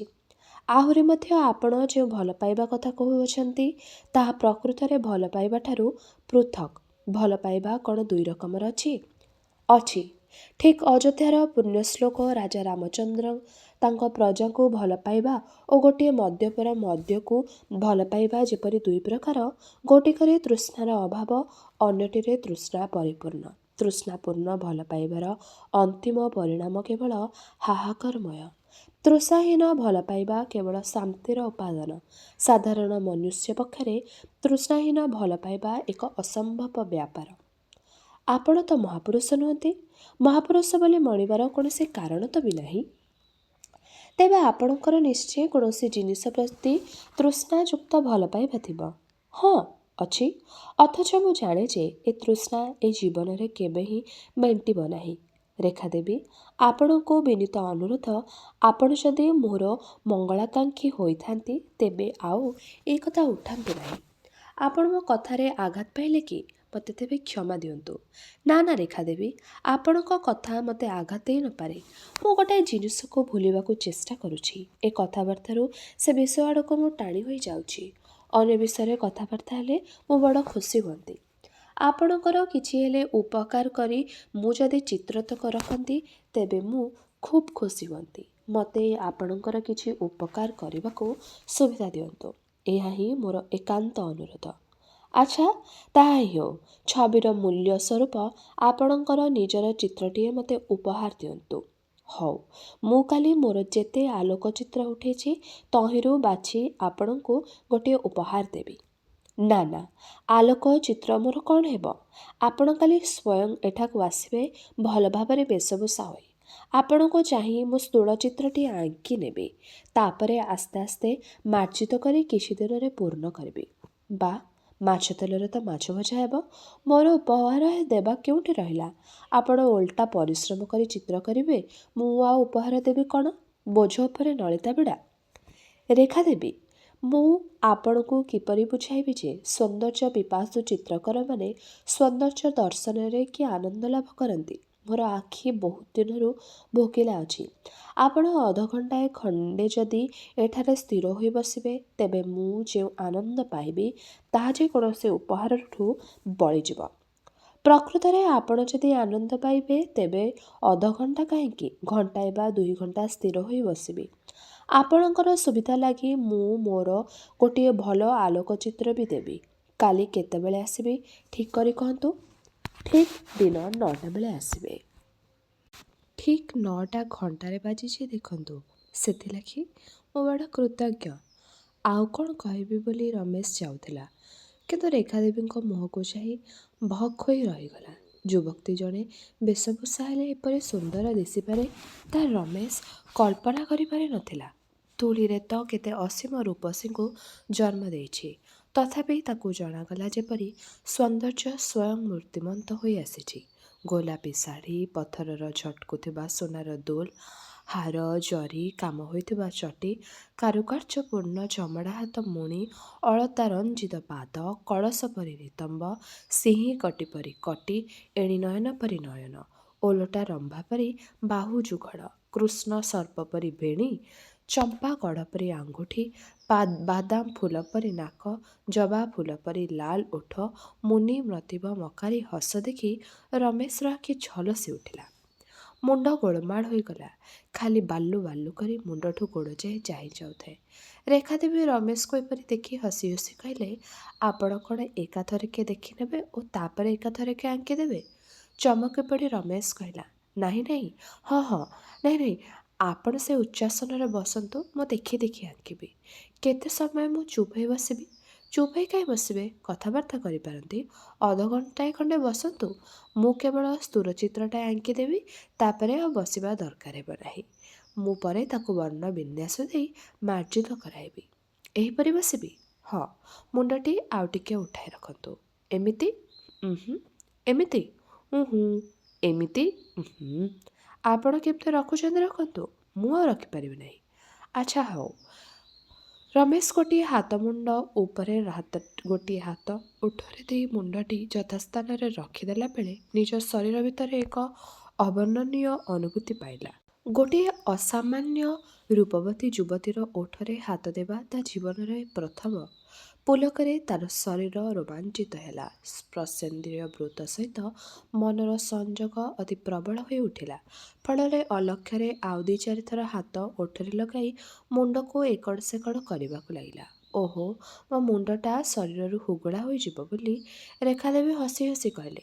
ରମେଶର ଚୈତନ୍ୟ ଆସିଲା। ବୁଦ୍ଧି, ମନ ଓ ସ୍ପର୍ଶେନ୍ଦ୍ରିୟ ବୃତ୍ତ ସଂଯୋଗକୁ ବାଧା ଦେଲା। ଏଇଟା ଅସାମାଜିକ ଓ ସୌଜନ୍ୟହୀନ କର୍ମ ବୋଲି ମନକୁ ନିର୍ଦ୍ଦେଶ ଦେଇ ତାକୁ ଇନ୍ଦ୍ରିୟ ବୃତ୍ତରୁ ବିଯୁକ୍ତ କଲା। ଫଳରେ ଇନ୍ଦ୍ରିୟ ମୃତପ୍ରାୟ ହେଲା।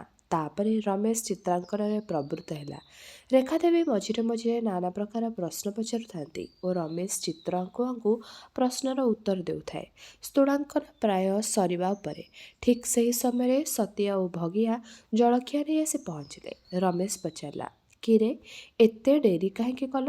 ଦାସିଆ ଦୋକାନରୁ ଆଣିଥିଲେ ହୋଇଥାନ୍ତା, କିନ୍ତୁ ତା ଦୋକାନରେ ଭାରି ଅନିଆଚାର ପଶିଲାଣି। କି ଜାତି ନାହିଁ କି ଜାତି, ଯେ ନାହିଁ ସେ ଜିନିଷ ସବୁ ଛୁଇଁ ପକାଉଛନ୍ତି। ସେଠି ଆଣିବାକୁ ଆତ୍ମା ଡାକିଲା ନାହିଁ। ମାଧ ସାହୁ ଦୋକାନକୁ ଯାଇ ନିଜେ ବସି ତଟକା ତିଆରି କରି ଆଣିଲି। ଭଲ ଜିନିଷ ଯେଉଁଠି ପାଇବୁ ଆଣିବୁ। ଏତେ ଜାତି ଗୋତ୍ର ବୁଝିବା ଦରକାର କ'ଣ? ଶୁଣୁଛ ରେଖା ଦିଦି, ଜାଣୁ ଜାଣୁ ଏତେ ଅନିଜ କେମିତି କରନ୍ତି? ଆରେ, ଏତେ ଜାତି ଜାତି ହେଉଛୁ କାହିଁକି? ସେଥିରେ କ'ଣ ଆଚାର ପାଇଟିବୁ? ତୁମେ କହିଲେ ମୁଁ ମାନିବି। ତୁମେ ପରା ଦିନେ କହୁଥିଲ ଶ୍ରୀକୃଷ୍ଣ ନିଜେ ଚାରି ଜାତି ସୃଷ୍ଟି କରିଛନ୍ତି। ଭଗବାନ କାହିଁକି ତେବେ ଚାରି ଜାତି ସୃଷ୍ଟି କଲେ? ରେଖାଦେବୀ ଆଉ ଚୁପ୍ ହୋଇ ନ ରହି ପାରିଲେ ନାହିଁ। କହିଲେ, ଆରେ ସତିଆ, ଆଜିକାଲିର ମଣିଷ ଶ୍ରୀକୃଷ୍ଣଙ୍କୁ ଖୁବ୍ ଟପି ଗଲେଣି। ଶ୍ରୀକୃଷ୍ଣ ସିନା ଚାରି ଜାତି ସୃଷ୍ଟି କରିଥିଲେ, କିନ୍ତୁ ମଣିଷମାନେ ଅକଳାନ୍ତ ଜାତି ସୃଷ୍ଟି କରି ପକାଇଲେଣି। ରମେଶ କହିଲା, ଭୁଲ ବୁଝିଛନ୍ତି ରେଖାଦେବୀ। ଜାତି ବିଭାଗ ପ୍ରଧାନତଃ ଚାରି। ଆପଣଙ୍କ ମତରେ ଯେତେ ଜାତି ବର୍ଣ୍ଣ ଅଛନ୍ତି, ସବୁ ଏଇ ଚାରି ଜାତି ଭିତରେ। ଆଚ୍ଛା, ବ୍ରାହ୍ମଣ ଓ କ୍ଷତ୍ରିୟ ସଂଯୋଗରେ ଯେଉଁ ସନ୍ତାନ ହେବ, ତାର ଜାତି ତ ଏହି ଚାରି ଜାତିରୁ ବାହାର। ନା ରେଖାଦେବୀ, ଲୋକର କର୍ମ ନେଇ ଜାତି ଠିକ୍ କରାହୁଏ। ପହିଲେ ଗୋଟିଏ ଜାତି ଥିଲା, ତାହା ହେଉଛି ମନୁଷ୍ୟ ଜାତି। ସେତେବେଳେ ମନୁଷ୍ୟ ଅନୁନ୍ନତର ଓ ପଶୁଠାରୁ ଆକୃତିରେ କେବଳ ତଫାତ୍ ଥିଲା। ମନୁଷ୍ୟ କ୍ରମେ ସଭ୍ୟ ହେଲା, ଚିନ୍ତା କରି ଶିଖିଲା, ଦଳ ବାନ୍ଧି ରହିଲା। ଦଳ ଆସ୍ତେ ଆସ୍ତେ ବଢ଼ିଲା, ରାଷ୍ଟ୍ର ଗଠନ ହେଲା। ରାଷ୍ଟ୍ରର ସମୂହ କଲ୍ୟାଣ କଲେ, ସମସ୍ତ କାର୍ଯ୍ୟ କଲେ। ସେ କାର୍ଯ୍ୟ ଶୃଙ୍ଖଳିତ ଭାବରେ ହେଉନଥିବାରୁ ନାନା ବିଶୃଙ୍ଖଳା ଦେଖାଗଲା। ଏହିପରି ବିଶୃଙ୍ଖଳାପୂର୍ଣ୍ଣ ରାଷ୍ଟ୍ର ବହୁତ ହେଲା। ଜଣେ ମହାମାନବ ଚିନ୍ତା କରି ଦେଖିଲେ ଯେ କର୍ମକୁ ଶୃଙ୍ଖଳିତ ନ କଲେ ରାଷ୍ଟ୍ରର ମଙ୍ଗଳ ଅସମ୍ଭବ। ସେ ତେଣୁ ରାଷ୍ଟ୍ର ପାଇଁ ହେଉଥିବା ଯାବତୀୟ କର୍ମକୁ ଚାରି ଭାଗ କରିଦେଲେ। ପ୍ରଥମ ବିଭାଗ ହେଲା ଗବେଷଣା। ଏ ବିଭାଗର ଲୋକେ ଗଭୀର ଚିନ୍ତା, କଠିନ ଅଧ୍ୟବସାୟ ଦ୍ୱାରା ନୂତନ ନୂତନ ବିଷୟର ତଥ୍ୟ ରାଷ୍ଟ୍ରକୁ ଦାନ କଲେ। ଦର୍ଶନ, ସାହିତ୍ୟ, ବିଜ୍ଞାନର ଉନ୍ନତି ଏଇମାନେ କରି ରାଷ୍ଟ୍ରର ପ୍ରଭୂତ କଲ୍ୟାଣ ସାଧନ କଲେ। ଜ୍ଞାନ ଲୋକ ଦ୍ୱାରା ଏଇମାନେ ରାଷ୍ଟ୍ରକୁ ଆଲୋକିତ କଲେ। ଏମାନଙ୍କୁ କୁହାଗଲା ବ୍ରାହ୍ମଣ। ସ୍ୱୀୟ ଜ୍ଞାନ ବଳରେ ଏମାନେ ନାନା ଜଟିଳ ସମସ୍ୟାର ସମାଧାନ କଲେ। ଜଣେ କାହାର ଶୋଧକ୍ରିୟା ହେଲେ ଦଳ ଦଳ ହୋଇ ଚିତାପଇତା ପକାଇ ଯେଉଁମାନେ ତା ପିଣ୍ଡାରେ ଶୋଭାବର୍ଦ୍ଧନ କରନ୍ତି ବା ଦେବାଳୟମାନଙ୍କରେ ମନ୍ତ୍ରଶସ୍ତ୍ର ପାଠ କରନ୍ତି, ସେମାନଙ୍କୁ ବ୍ରାହ୍ମଣ କୁହାଯିବ ନାହିଁ। ପ୍ରକୃତ ବ୍ରାହ୍ମଣ ହେଉଛନ୍ତି ଆଇନଷ୍ଟାଇନ୍, ଓପେନହାୟର, ଡାରୱିନ୍, ମାର୍କିନ୍, ଏଡିସନ୍, ଫ୍ରଏଡ୍, ଜଗଦୀଶ ବୋଷ, ସି.ଭି. ରମଣ, ମେଘନାଦ ସାହା ଇତ୍ୟାଦି। ରାଷ୍ଟ୍ରରେ ଏମାନଙ୍କ ସ୍ଥାନ ସବୁଠାରୁ ଉଚ୍ଚରେ। ଦ୍ୱିତୀୟ ବିଭାଗ ହେଲା ରାଷ୍ଟ୍ରରକ୍ଷା। ଅନେକ ଗୁଡ଼ିଏ ରାଷ୍ଟ୍ରର ଆବିର୍ଭାବ ହେତୁ ପରସ୍ପର ମଧ୍ୟରେ ସର୍ବଦା ସଂଘର୍ଷ ଲାଗୁଥିଲା। ଏ ବିଭାଗର ଲୋକେ ରାଷ୍ଟ୍ରର ରକ୍ଷା ଓ ଆଭ୍ୟନ୍ତରୀଣ ଶୃଙ୍ଖଳା ରକ୍ଷା କରି ଲୋକମାନଙ୍କୁ ନିରାପଦରେ ରଖିଲେ। ଏମାନଙ୍କୁ କ୍ଷତ୍ରିୟ କୁହାଗଲା। ସୈନ୍ୟବାହିନୀ, ପୁଲିସ, ଗୃହ, ଦେଶରକ୍ଷା ବାହିନୀର ଲୋକେ ହେଉଛନ୍ତି ପ୍ରକୃତ କ୍ଷତ୍ରିୟ। ନିଜ ଜୀବନକୁ ତୁଚ୍ଛ କରି ରାଷ୍ଟ୍ରର ଅନ୍ୟାନ୍ୟ ଶ୍ରେଣୀର ଲୋକଙ୍କର ଜୀବନକୁ ନିରାପଦରେ ରଖିବାକୁ ଏମାନେ ସର୍ବଦା ଅସ୍ତ୍ରଶସ୍ତ୍ରରେ ସଜ୍ଜିତ ହୋଇ ରହିଲେ। ଆଜିକାଲିର ଯେଉଁ ଲୋକେ ଖଣ୍ଡାଟିଏ ନ ଦେଖି ସୁଦ୍ଧା ନିଜକୁ କ୍ଷତ୍ରିୟ ବୋଲି ପରିଚୟ ଦେଇ ବୃଥା ଆସ୍ଫାଳନ କରନ୍ତି, ସେମାନେ କୃପାର ପାତ୍ର ଓ ଅଲାଜୁକ। ତୃତୀୟ ବିଭାଗ ହେଲା ବ୍ୟବସାୟ। ଏ ବିଭାଗର ଲୋକଙ୍କୁ କୁହାଗଲା ବୈଶ୍ୟ। ଏମାନେ ରାଷ୍ଟ୍ର ବ୍ୟବହୃତ ଯାବତୀୟ ପଦାର୍ଥର ଉତ୍ପାଦନ, ବିନିମୟ ଓ ବଣ୍ଟନ କଲେ। ଶସ୍ୟ ଉତ୍ପାଦନକାରୀ ଚାଷୀ, ହଳ ଓ କାଠ ଜିନିଷ ପ୍ରସ୍ତୁତକାରୀ ବଢ଼େଇ, ଲୁହା ଜିନିଷ ପ୍ରସ୍ତୁତକାରୀ କମାର ଓ ଏହିପରି ଅନ୍ୟାନ୍ୟ ଜିନିଷ ତିଆରି କରୁଥିବା କୁମାର, ତେଲି, ତନ୍ତୀ, ଥଟାରୀ, ସୁନାରୀ ଇତ୍ୟାଦି ସମସ୍ତେ ବୈଶ୍ୟ। ବିନିମୟ ଓ ବଣ୍ଟନକାରୀ ବେପାରୀ, ଦଲାଲ, ମହାଜନ ବି ବୈଶ୍ୟ। ଚତୁର୍ଥ ବିଭାଗ ହେଲା ଗାୟକ, ବାଦକ, ଚିତ୍ରକର, ଶିଳ୍ପୀ, ଅଭିନେତାମାନେ ମଧ୍ୟ ବୈଶ୍ୟ। ଚତୁର୍ଥ ବିଭାଗ ହେଲା ସେବା କାର୍ଯ୍ୟ। ଉପରୋକ୍ତ ତିନି ଭାଗର ଲୋକମାନଙ୍କର ସେବା କାର୍ଯ୍ୟ କରିବା ଏ ବିଭାଗର କାର୍ଯ୍ୟ ହେଲା। ଏଥିରେ ଲୋକମାନଙ୍କୁ ଶୂଦ୍ର ଆଖ୍ୟା ଦିଆଗଲା। ଧୋବ, ଭଣ୍ଡାରୀ, ହାଡ଼ି ଇତ୍ୟାଦି ସମସ୍ତେ ଶୂଦ୍ର। ଏମାନେ ଅନ୍ୟର ଇଚ୍ଛାନୁଯାୟୀ କାର୍ଯ୍ୟ କରନ୍ତି। ସରକାରୀ ଚାକିରିଆଙ୍କୁ ଶୂଦ୍ର ବୋଲି କୁହାଯିବ ନାହିଁ, କାରଣ ସେମାନେ ବ୍ୟକ୍ତିବିଶେଷ ପରିବର୍ତ୍ତେ ରାଷ୍ଟ୍ରର ସେବା କରନ୍ତି। 4 ବିଭାଗରେ ଏମାନେ ସ୍ୱୀୟ କର୍ମ ଅନୁଯାୟୀ ଉପଯୁକ୍ତ ଜାତିର ଗଣ୍ୟ ହେବେ। ଏହି 4 ଜାତିଙ୍କଠାରୁ ଜାତ ପିଲାମାନେ ଯେ ସେହି ଜାତି ହେବେ ତାର କୌଣସି ମାନେ ନାହିଁ। ଯିଏ ଯେଉଁ କର୍ମ କରିବ ତାର ସେହି ଜାତି ହେବ। ସନ୍ତାନ ଜନ୍ମଠାରୁ ପିତାର କର୍ମ ଦେଖେ, ଶିଖେ ଓ ସେହି କର୍ମ କରିବାକୁ ବେଶୀ ସୁବିଧା ପାଏ। ସେହି ହେତୁରୁ ଅଧିକାଂଶ ସନ୍ତାନ ପିତାର ବୃତ୍ତି ଆଚରଣ କରି ପିତାର ଜାତିରେ ଗଣ୍ୟ ହୁଅନ୍ତି। ଏଇଟା ଆସ୍ତେ ଆସ୍ତେ ଲୌକିକ କଥାରେ ପଡ଼ି ବଡ଼ ରକମର ନିୟମ ହୋଇଗଲା। ବର୍ତ୍ତମାନ କେହି କେହି ପୁଲିସ ଓ ସୈନ୍ୟ କାମ କରି ସୁଦ୍ଧା ନିଜକୁ ବ୍ରାହ୍ମଣ ବୋଲି ପରିଚୟ ଦିଅନ୍ତି। ଏହି 4 ଜାତି ହେଲେ ପ୍ରଧାନ ବିଭାଗ। ଏହାରି ଦେହରୁ ଅସଂଖ୍ୟ ଉପବିଭାଗ ଓ ଉପବିଭାଗ ସୃଷ୍ଟି ହୋଇଛି। ମଣିଷ ଶ୍ରୀକୃଷ୍ଣଙ୍କୁ ଟପି ପାରିବ ନାହିଁ। ଶ୍ରୀକୃଷ୍ଣ ଯେଉଁ ବେଷ୍ଟିନୀ ବାନ୍ଧି ଦେଇଛନ୍ତି, ମଣିଷ ତାରି ଭିତରେ ଘୁଁ ଘୁଁ ହେଇ ଘୁରୁଥିବ। ସତିଆ ଚୁପ୍ ହୋଇ ସବୁକିଛି ଶୁଣି ଯାଉଥିଲା। ମନେ ମନେ ଭାବୁଥାଏ, ସତେ କି ଅଜବ ଅଭିଜ୍ଞତା ଭାଇଙ୍କଠାରୁ ଶୁଣିବ। ଏକଥା ତ ଭାଗବତ, ପଦ୍ମପୁରାଣ, ସୂର୍ଯ୍ୟପୁରାଣ, ହରିବଂଶ କୋଉ ବହିରେ ନାହିଁ। ତାଙ୍କ ମୁହଁ ତ ଗୋଟିଏ ପୋଥି। ବ୍ରହ୍ମା ବିଳିବିଳେଇଲେ ବେଦ। ରେଖା ଦେବୀ ପଚାରିଲେ, କିରେ ସତିଆ, ତୋର ମତ କ'ଣ? ଜାତି କଥା ଶୁଣିଲୁଟି? ହଁ, ମୁଁ ଏଇ କଥା ଶୁଣିବି? କୋଉ ଶାସ୍ତ୍ରରେ ଅଛି କହିଲେ ହବ ନା ଆଉ ଖାଲି ଯାହା କହିଦେଲେ ହବ? ଆମ କୃଷ୍ଣ ଗୋସାଇଁ ଯିଏକି ଶୂଦ୍ର ଛାଇ ପଡ଼ିଲେ ଖାଆନ୍ତି ନାହିଁ, ଠାକୁର ସେବା ନ କରି ଖାଇବା ଜିନିଷ ଚାହାନ୍ତି ନାହିଁ, ଗାୟତ୍ରୀ ଜପିଛନ୍ତି ଯେ କାହାରେ କ'ଣ, ସେ ବ୍ରାହ୍ମଣ ହେବେନି? ବ୍ରାହ୍ମଣ ହେବ କିଏ ନା ଆନିଷ୍ଠାନ, କି ସେ ସାହାବ ଲୋକ? ଭଗବାନ! ଗୋରୁ, ମାଂସ, କୁକୁଡ଼ା, ଅଣ୍ଡା କିଛି ବାକି ଥବ? ମୁଁ ଗୋଟେ ଏ କଥା ଶୁଣିବି ନାହିଁ। ଶୁଣିଲେ ଆଗ ନିଜର ଜାତି ଯିବ। ରମେଶ, ରେଖାଦେବୀ ଦୁହେଁ ହସି ପକାଇଲେ। କୃଷ୍ଣ ଗୋସାଇଁ ଖାଣ୍ଟି ବ୍ରାହ୍ମଣ ବୋଲି ନ ମାନିବା ଯାଏ ସତିଆ ମୁହଁରେ ହସ ଲୁଚି ଯାଇଥିଲା। କିଛି ସମୟ ବାଦ୍ ଚିତ୍ର ଅଙ୍କା ସରିଲା। ସାମାନ୍ୟ ଜଳ ଯୋଗର ବ୍ୟବସ୍ଥା ବି ସରିଲା। ରେଖାଦେବୀ ଯିବା ପୂର୍ବରୁ ଆପଣା ଚମଡ଼ା ମୁଡ଼ିରୁ ନିଜର ଗୋଟିଏ ଛୋଟ ଆଲୋକଚିତ୍ର କାଢ଼ିଲେ। ଏହି ସୁନାର ନାନା କାରୁକାର୍ଯ୍ୟ ତାରକାସି କାମରେ ବନ୍ଧି ହୋଇଥାଏ। ସେଇଠି ରମେଶକୁ ହାତକୁ ବଢ଼େଇ ଦେଇ କହିଲେ, ଏଇଟି ଆପଣଙ୍କୁ ମୋର ଉପହାର ଦେଲି। ରମେଶ ତନ୍ନ କରି ଦେଖି କହିଲା, ବାଃ, ଅତି ଚମତ୍କାର ହୋଇଛି। ଆମ ଘରେ ଏଇଟି ସର୍ବଶ୍ରେଷ୍ଠ ସମ୍ପତ୍ତି ବୋଲି ଗଣ୍ୟ ହେବ। ଆଉ ଗୋଟିଏ ଅନୁରୋଧ। କ'ଣ? ଏଇ ମାସ 28 ତାରିଖ ଦିନ ମୋର ଜନ୍ମଦିନ। ସେଇ ଉପଲକ୍ଷେ ଆପଣ 3 ଜଣଙ୍କୁ ମୋର ନିମନ୍ତ୍ରଣ ରହିଲା। ଦେଖନ୍ତୁ, ମୁଁ ଆଗରୁ କହି ରଖିଲି, ଆପଣ ଯେପରି ନିମନ୍ତ୍ରଣ ନ ରଖିବାର ତ୍ରୁଟି ନ କରନ୍ତି। ବାପ ରେ ବାପ, ଆଜି ତ 2 ତାରିଖ, ଆହୁରି 24 ଦିନ ଅଛି। ଏତେ ଆଗରୁ ନିମନ୍ତ୍ରଣ କାହିଁକି? ଆପଣ କ'ଣ ଆଉ ଆସିବେ ନାହିଁ ଏଠାକୁ? ମୁଁ ଆସିବା ଦ୍ୱାରା ଯଦି ଆପଣଙ୍କର କିଛି ଉପକାର ହୋଇପାରେ ତେବେ ମୁଁ ନିଶ୍ଚୟ ଆସିବି। ଆପଣଙ୍କର ଉପସ୍ଥିତି ମୋର ତୁଳିକୁ ଯଥେଷ୍ଟ ଉନ୍ମାଦନା ଦିଅନ୍ତା। ମୁଁ ନିଶ୍ଚୟ ଆସିବି। ଏ କେତୋଟି ଦିନ ରମେଶର ଜୀବନରେ ଗୋଟିଏ ନୂତନ ଅଧ୍ୟାୟ ସୃଷ୍ଟି କରିଥିଲା। ଚାଳକ ଯେପରି ମଇଁଷିର ନାକରେ ଦଉଡ଼ି ଦେଇ ଅଡ଼େଇ ଅଡ଼େଇ ନିଏ, ସେହିପରି କେହି ଅଦୃଶ୍ୟ ଚାଳକ ତା ନାକରେ ଦଉଡ଼ ଲଗାଇ ଗୋଟିଏ ପଥରେ ତାକୁ ଅଡ଼େଇ ଅଡ଼େଇ ନେଲା ପରି ରମେଶକୁ ଜଣାଯାଉଥାଏ। ରେଖାଦେବୀଙ୍କ ମନରେ କ'ଣ ଥାଏ କେଜାଣି, ରମେଶ ଭାବୁଥାଏ ଯେ ସେ ପଥରେ ଚାଲି ଚାଲି ସେ ରେଖାଦେବୀଙ୍କ ଖୁବ୍ ନିକଟରେ ହୋଇଗଲାଣି। ପ୍ରଥମ ଥର ପାଇଁ ସେ ଭୁଲିଲା ଯେ ସେ ନାକଟା ଓ ଦରିଦ୍ର। ରହସ୍ୟମୟ ନାରୀର ହୃଦୟ ସ୍ୱୟଂ ଶ୍ରୀକୃଷ୍ଣଙ୍କୁ ଖୋଲିବାକୁ ଅସୀମ କଷ୍ଟ କରିବାକୁ ପଡ଼ି। ଛାର ଅନଭିଜ୍ଞ ରମେଶ, ସେ ପୁଣି ନାକଟା ଓ ଦରିଦ୍ର। ବନ୍ଧୁତା ଏପରି ଜମାଟ ବାନ୍ଧିଲା ଯେ ଭୋ ଦବା ବି ଦିନେ ଯଦି ରେଖାଦେବୀ ନ ଆସିପାରନ୍ତି ତେବେ ଚିତ୍ର ଅଙ୍କା ଇତ୍ୟାଦି ସବୁ ବନ୍ଦ। ଏହିପରି ଧୀରେ ଧୀରେ ଦିନ ଗଡ଼ି ଯାଉଥାଏ। ରେଖା ସଦେବୀ ଜନ୍ମଦିନ ବି ସୁଟ୍ କରି ୟା ଭିତରେ ଚାଲିଗଲା। ରମେଶ ତା ପ୍ରତିଶ୍ରୁତି ରକ୍ଷା କଲା ନାହିଁ। ନିଜେ ନ ଯାଇ ସତିଆ ହାତରେ ତାଙ୍କର ଗୋଟିଏ ଅପୂର୍ବ ତୈଳଚିତ୍ର ଉପହାର ସ୍ୱରୂପ ପଠାଇ ଦେଇଥିଲା। ରେଖାଦେବୀ କିନ୍ତୁ ଠିକ୍ ତା ପରଦିନ ରମେଶ ଘରକୁ ଆସି ରମେଶ ନ ଆସିବାର ତୀବ୍ର ପ୍ରତିବାଦ କଲେ। ଧୀର ସ୍ଥିର ଭାବରେ ରମେଶ କହିଲା, ଯେଉଁ ଗୁଣ ଲାଗି ଆପଣଙ୍କର ମୋ ପ୍ରତି ଏତେ ଦୟା, ସେ ଗୁଣକୁ ତ ମୁଁ ପଠାଇ ଦେଇଥିଲି। ରଖନ୍ତୁ ଆପଣଙ୍କର ଦର୍ଶନ। ଶରୀର ନଥିଲେ ଗୁଣର ଉଦ୍ଭବ ହେବ କୁଆଡ଼ୁ? ଶରୀର ତ୍ୟାଗ ପରେ ଆପଣଙ୍କର ଏ ଗୁଣ ରହିବ କି? ଶରୀରଠାରୁ ଗୁଣକୁ ସ୍ୱତନ୍ତ୍ର କରି ଦେଖିବା ମାନେ କେବଳ ମୋତେ ଭଣ୍ଡାଇବା। ରେଖାଦେବୀ, ମୋତେ ମାଫ୍ କରନ୍ତୁ। ମୋର ବଡ଼ ଭୁଲ ହୋଇଛି। ଯାହା ହେବାର ହେଲାଣି ହେଇଗଲାଣି। ଛାଡ଼ନ୍ତୁ ସେ ପଛ କଥା। ରମେଶର କଳିଆ କଥାରେ ରେଖାଦେବୀ ଟିକେ ନରମ ପଡ଼ିଯାଇ ବୋଧବାଦ ହୋଇଗଲେ। ମଝିରେ ମଝିରେ ରମେଶ ଘରକୁ ଆସୁଥାନ୍ତି। ଦିନେ ରମେଶ ଘରୁ ଫେରିଲା ବେଳେ ଗାଡ଼ିରେ ବସିବାକୁ ଯାଉଛନ୍ତି। ଠିକ୍ ସେହି ସମୟରେ ଗୋଟିଏ ଯୁବକ ତାଙ୍କରି ଆଡ଼କୁ ଯାଇ ବିଦ୍ରୂପ ଓ ତାତ୍ସଲ୍ୟ ଭରା ହସଟିଏ ହସିଲା। ସେ ମୁଖଭଙ୍ଗୀ ଦେଖି ରେଖାଦେବୀଙ୍କର ଅନ୍ତରାତ୍ମା କମ୍ପି ଉଠିଲା। ଭଲ କରି ଚାହିଁ ଦେଖିଲେ ତାଙ୍କର ସେହି ପୂର୍ବ ପରିଚିତ କଲେଜ ବନ୍ଧୁ ବିମଳ ବାବୁ। ଘୃଣାରେ ସେ ମୁହଁ ଆଡ଼େଇ ନେଇ ଗାଡ଼ିରେ ବସିଲେ। ଘରକୁ ଆସିଲା ବେଳେ ଭାବୁଥାନ୍ତି, ବିମଳ ବାବୁ ମୋତେ ଚାହିଁ ଏପରି ହସିବାର ମତଲବ କ'ଣ? କିଛି ବିପଦ ପଡ଼ିବ କି?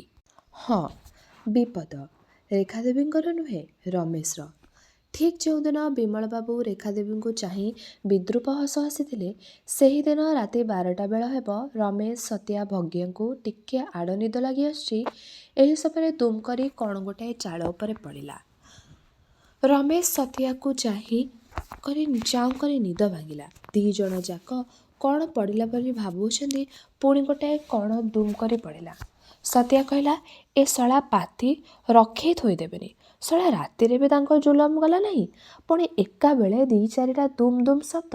ସେ ଜିନିଷଗୁଡ଼ିକ ଚାଳରେ ଗଡ଼ି ଗଡ଼ି ତଳେ ଦୁଲଦାଲ ହୋଇ ପଡ଼ିବାର ମଧ୍ୟ ଶୁଣାଗଲା। ସତିଆ ମନକୁ ପାପ ଛୁଇଁଲା। ଛାତି ଦାଉଁ ଦାଉଁ ପଡ଼ିଲା। ପ୍ରାଣ ବିକଳରେ ଡାକି ପକାଇଲା, ଭାଇ! କ'ଣ? ଭୂତ! ଦୂର, କିଏ ଗୋଟାଏ ବୋଲୁଅ ଜାଣି ଶୁଣି ପକାଉଛି। ନାହିଁ, ଗୋଟିଏ ବୋଲୁଅ ଏଥର ଢୋ କରି କବାଟରେ ବାଜି ଚୂନା ହୋଇଗଲା। ସତିଆ ପାଟି କଲା, ବୋପାଲୋ! ପୁଣି ଦି ତିନିଟା ବୋଲୁଅ ଲାଗ ଲାଗ ଧଡ଼ ଧାଡ଼ ହୋଇ କବାଟ ଉପରେ ପଡ଼ିଲା। କବାଟ ଯାଏ କିଏ ରହେ? ସତିଆ ଭାଇ, ଏ ନିଶ୍ଚୟ ସାହେବ ଭୂତ କହି ଡାକ ପକାଇଲା, ଧାଇଁ ଆସ ହୋ, ଧାଇଁ ଆସ, ଧାଇଁ ଆସ ହୋ। ମାରି ପକାଇଲା ଲୋ, ମାରି ପକାଇଲା। ରମେଶ ଚଟାପଟ ଆଲୁଅଟା ଲଗେଇ ଦେଇ ସତିଆକୁ ହଲେଇ ପାଟି କରନା ବୋଲି ଯେତେ କହିଲେ ସେ ଶୁଣୁଛି? ତା ପାଟି ଖନି ପଡ଼ିଗଲାଣି। ନାଇଁ ହୋ ମାଇଲା, ତୋର ଚାଲିଛି, ତାର ଚାଲିଛି। ସାହି ଲୋକ ଜମା ହୋଇ ପାଟିକଲେ, କ'ଣ ହେଲା, କ'ଣ ହେଲା? କବାଟ ଫିଟାଅ। ସେତେବେଳକୁ ବୋଲୁଅ ପଡ଼ା ବନ୍ଦ ହୋଇଗଲାଣି। ରମେଶ କବାଟଟା ଫିଟାଇ ଦେଲା। ଆଲୁଅ ଠେଙ୍ଗା ଧରି ଦଳେ ଲୋକ ପଶିଯାଇ ପଚାରିଲେ, କଥା କ'ଣ? ଲୋକମାନଙ୍କୁ ଦେଖି ସତିଆ ଟିକେ ଥୟ ପଡ଼ିଲା। ରମେଶ ଲୋକମାନଙ୍କୁ କହିଲା, କିଏ ଜଣେ ଦୁଲଦାର କରି ଚାଳକୁ କବାଟକୁ ବୋଲୁଅ ଫୋପାଡ଼ୁଛି। ସତିଆ ପାଟି କଲା, ଭୂତ। 2-4 ଜଣ ବୁଢ଼ା ଘର ଆଗରେ ପଡ଼ିଥିବା ଇଟା ସବୁକୁ ତନଖି କଲେ।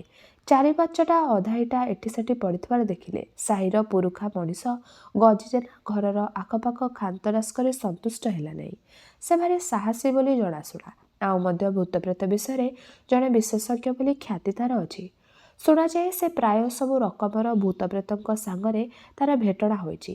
ଖାଲି ସଉରି ଘୁଷୁରିଆ ଦ୍ୱାରା ଦିହ ଗିଳାଇ ଦେଇଥିବାରୁ ତାର କେହି କିଛି କରିପାରନ୍ତେ ନାହିଁ। ଏତେ ଲୋକ ଜମା ହୋଇଛନ୍ତି।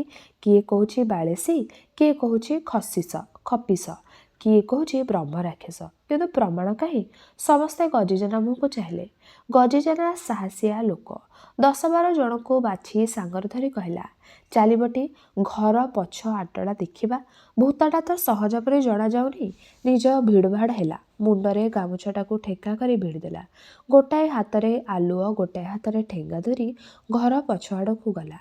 ଖାଉଡ଼ା ସାହସବାଲା ଲୋକ ପଛେ ପାଦ ଚିପି ଗଲେ। ନଥିଆ ଚାକରା ଦୁହେଁ 5 ହତା ମର୍ଦ୍ଦ ହେଲେ। କ'ଣ ହେବ? ମହାଛେରୁଆ। ମୁହଁ ଚାହାଁ ହୋଇ ମୁରୁକି ହସା ହସିଲେ। ନାଥିଆ କହିଲା, ଆମର ଶଳାକୁ କାହିଁକି ଯିବା ବେ? ଶଳା କି ଭୂତ ନାହିଁ କି ଭୂତ? ଶଳା ଯେବେ ଆଉ ଦିପୁଞ୍ଜା ଛାଡ଼ିବ, ଆଙ୍କ କଥା ଶୁଣୁଛି କିଏ? ଖାଉଡ଼ାଯାକ ଘର ପଛ ଆଡ଼କୁ ଗଲେ। ଗଜିଜେନା ଟୋପର ହୋଇ କାହାକୁ ଶୁଣା ନ ଗଲା ପରି କାଉଁରୀ କାମ ଚଣ୍ଡୀ ଶ୍ରବଣ କାଉଁରୀ କାମ ଚଣ୍ଡୀ ଶରଣ ହେଉଥାଏ। ପଛ ପାଖଟା ତ ଭାରି ଅନ୍ଧାରୁଆ। ଯୋଗ ଏମିତି ଯେ ଗୋଟାଏ ଅଧା ଫାଳିଆ ଇଟା କେମିତି ଚାଳ ଉପରେ ଅଟକି ଯାଇଥିଲା। ୟା ଭିତରେ ପେଚାଟାଏ କେତେବେଳେ ଆସି ସେହି ଇଟା ପରେ ବସିଥିଲା। ଲୋକଗୁଡ଼ାକ ଆଲୁଅ ନେଇଯିବାରୁ ଅନ୍ଧାରୁଆ ପଛପଟଟା ଆଲୁଅ ହୋଇଗଲା। ଆଲୁଅ ଓ ପାଟି ଶୁଣି ପେଚାଟା ଫର୍ କରି ଉଡ଼ିଗଲା। ଫଡ଼ଫଡ଼ ଆବାଜ ଶୁଣି ଗଜିଜେନା ଚମକି ଉଠି ଠିଆ ହୋଇଗଲା। ସମସ୍ତଙ୍କ ଛାତି ଦାଉଁ ଦାଉଁ ପଡ଼ିଲା। ଇଟାଟି ହଲିଯିବାରୁ ଗଡ଼ଗଡ଼ିକା ଯୋଗକୁ ଠିକ୍ ବାଜି ଜେନା ମୁଣ୍ଡ ଉପରେ ଦାଲୁ କରି ପଡ଼ିଲା। ଭାଗ୍ୟ ଟେକାଟା ଉଠି ପଡ଼ିଲା। ମୁଣ୍ଡଟା ଫାଟିଲା ନାହିଁ ସତ, କିନ୍ତୁ ଆଘାତ ବେଗ ସମ୍ଭାଳି ନ ପାରି ବିଚରା ବୋପାଲ ବୋଲି କହି ପାଟି କରି ବସିଥାଏ। ସେତେବେଳେ ତାର ମସ୍ତିଷ୍କ ପ୍ରତ୍ୟେକ ବିନ୍ଦୁ ସ୍ଥାନ ଭୂତ ଅଧିକାର କରିସାରିଥିଲା।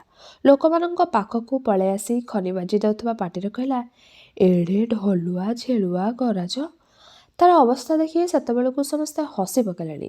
ଚକରା କହିଲା, ହଉ ହଉ ଲୁଗାଟା ପିନ୍ଧି ପକେଇବଟି। ଚେତା ପଶିବାରୁ ଜେନା ଲୁଗାଟା ଗୁଡ଼େଇ ହୋଇ ପଡ଼ିଲା ଓ ଟିକିଏ ପ୍ରକୃତିସ୍ଥ ହୋଇ କହିଲା, ଏଇଟା ଠିକ୍ ସାହେବ ଭୂତ।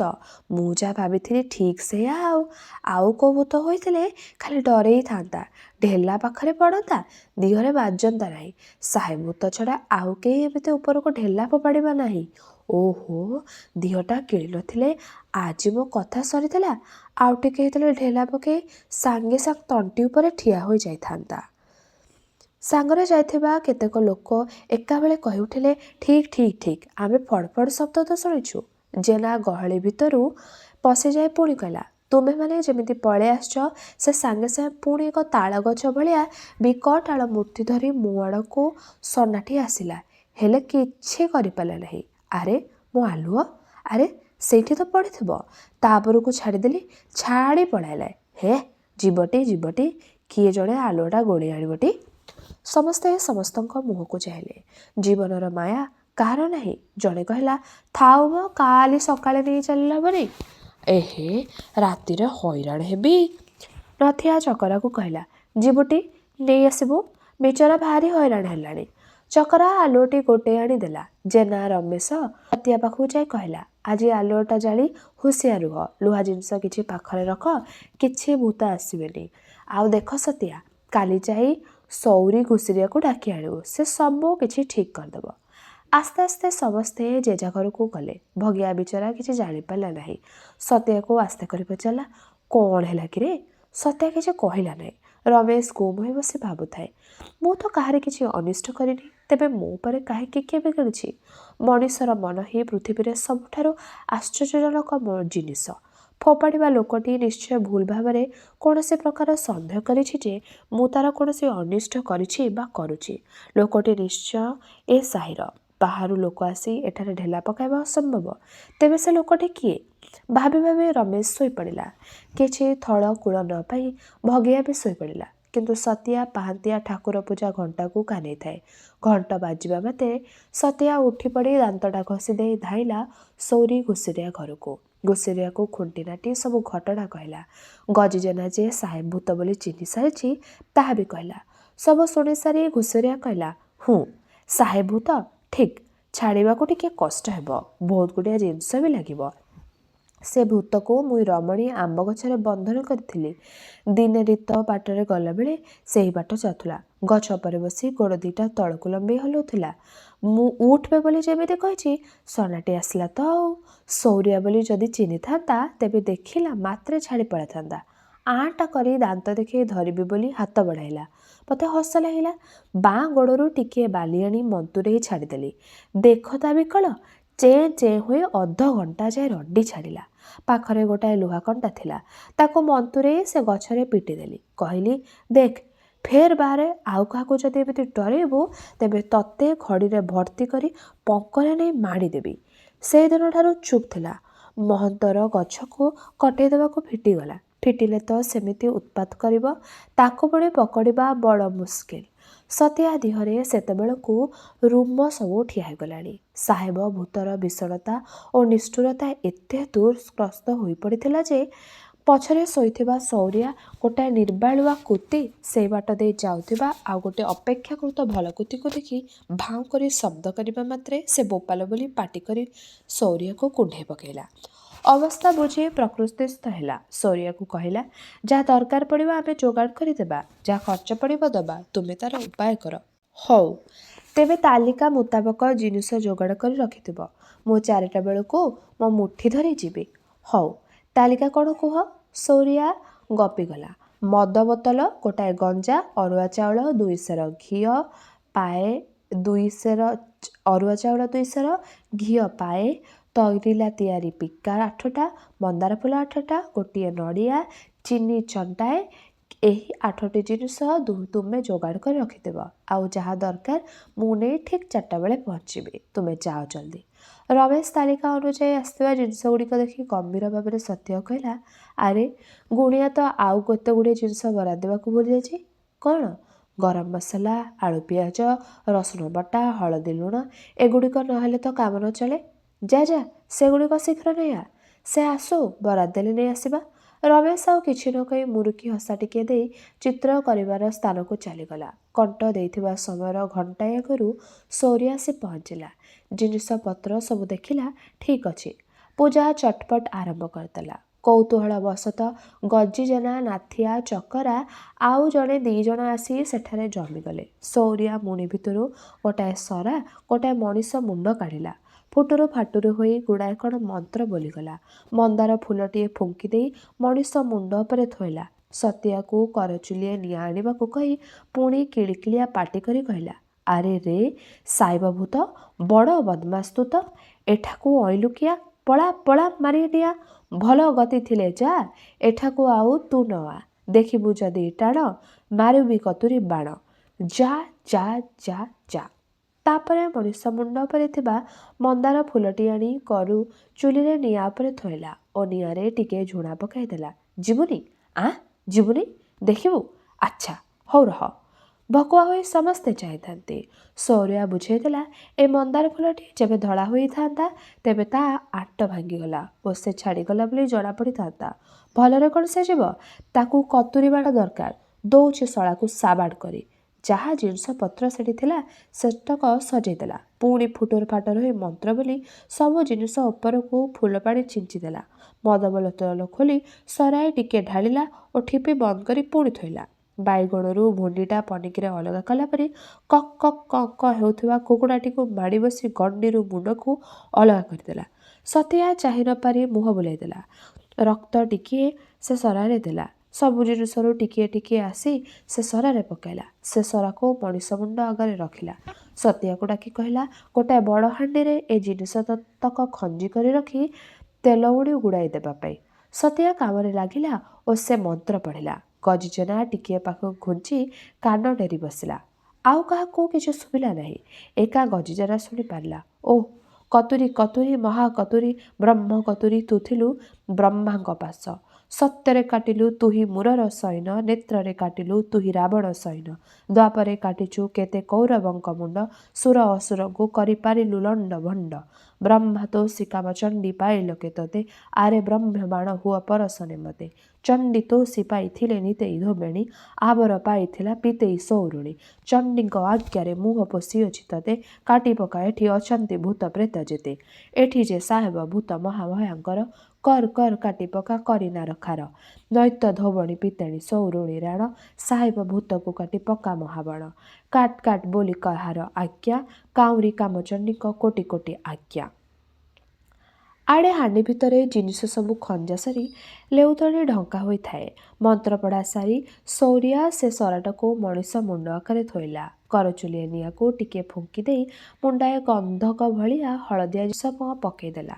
ସେ ଧୂଆଁର କଡ଼ା ଗନ୍ଧରେ ଜମିଥିବା ଲୋକଙ୍କର ଛାତି କ'ଣ ହୋଇଗଲା। ଗୋଟାଏ ମନ୍ଦାର ଫୁଲ ଧରି ସେ ସେଇ ଧୂଆଁ ଉପରେ ଦେଖାଇଲା। ନାଥିଆ, ଚକଡ଼ା ଆଉ ସମସ୍ତେ ଆଖିମାନ ତରାଟି ଚାହିଁଥାନ୍ତି। ଫୁଲଟା ଆସ୍ତେ ଆସ୍ତେ ଧଳା ହୋଇଗଲା। ସେ ଧଳା ଫୁଲଟିକୁ ଚକଟି ମକଟି ଧରି ପୁଣି ବିକିଲା। ଶଳା, ତୋର ଏଡ଼େ ଦିମାଗ! ଭରରେ କହିଲି ଯା ଯା ବୋଲି ଅଣ୍ଟ ଦେଖେଇଲୁ। ଏଥରକ ପା ମଜାଟା ପା। ସେ ଫୁଲଟା ନେଇ ସେ ହାଣ୍ଡି ଭିତରକୁ ପକାଇ ଦେଇ ତେଲ ଉଣିଟା ପଟ କରି ବନ୍ଦ କରିଦେଲା। ମୁଣ୍ଡଟା ତା ମୁଣି ଭିତରେ ରଖିଦେଲା। ଘର ଚାରିପାଖ ବୁଲି 4ଟା ଲୁହାକଣ୍ଟା ବାଡ଼େଇ ଦେଲା। ତେବେ ଏହିଠାରେ ଶେଷ ହେଲା ଶ୍ରୀ ଫତୁରାନନ୍ଦଙ୍କର ଏହି ଉପନ୍ୟାସଟିର ଏହି ଭାଗଟି। ଆଗାମୀ ଅଧ୍ୟାୟରେ ନାକଟ ଚିତ୍ରକରର ଅନ୍ୟ ଭାଗଗୁଡ଼ିକୁ ଆମେ ଶୁଣିବା। ରହିଲି, ନମସ୍କାର।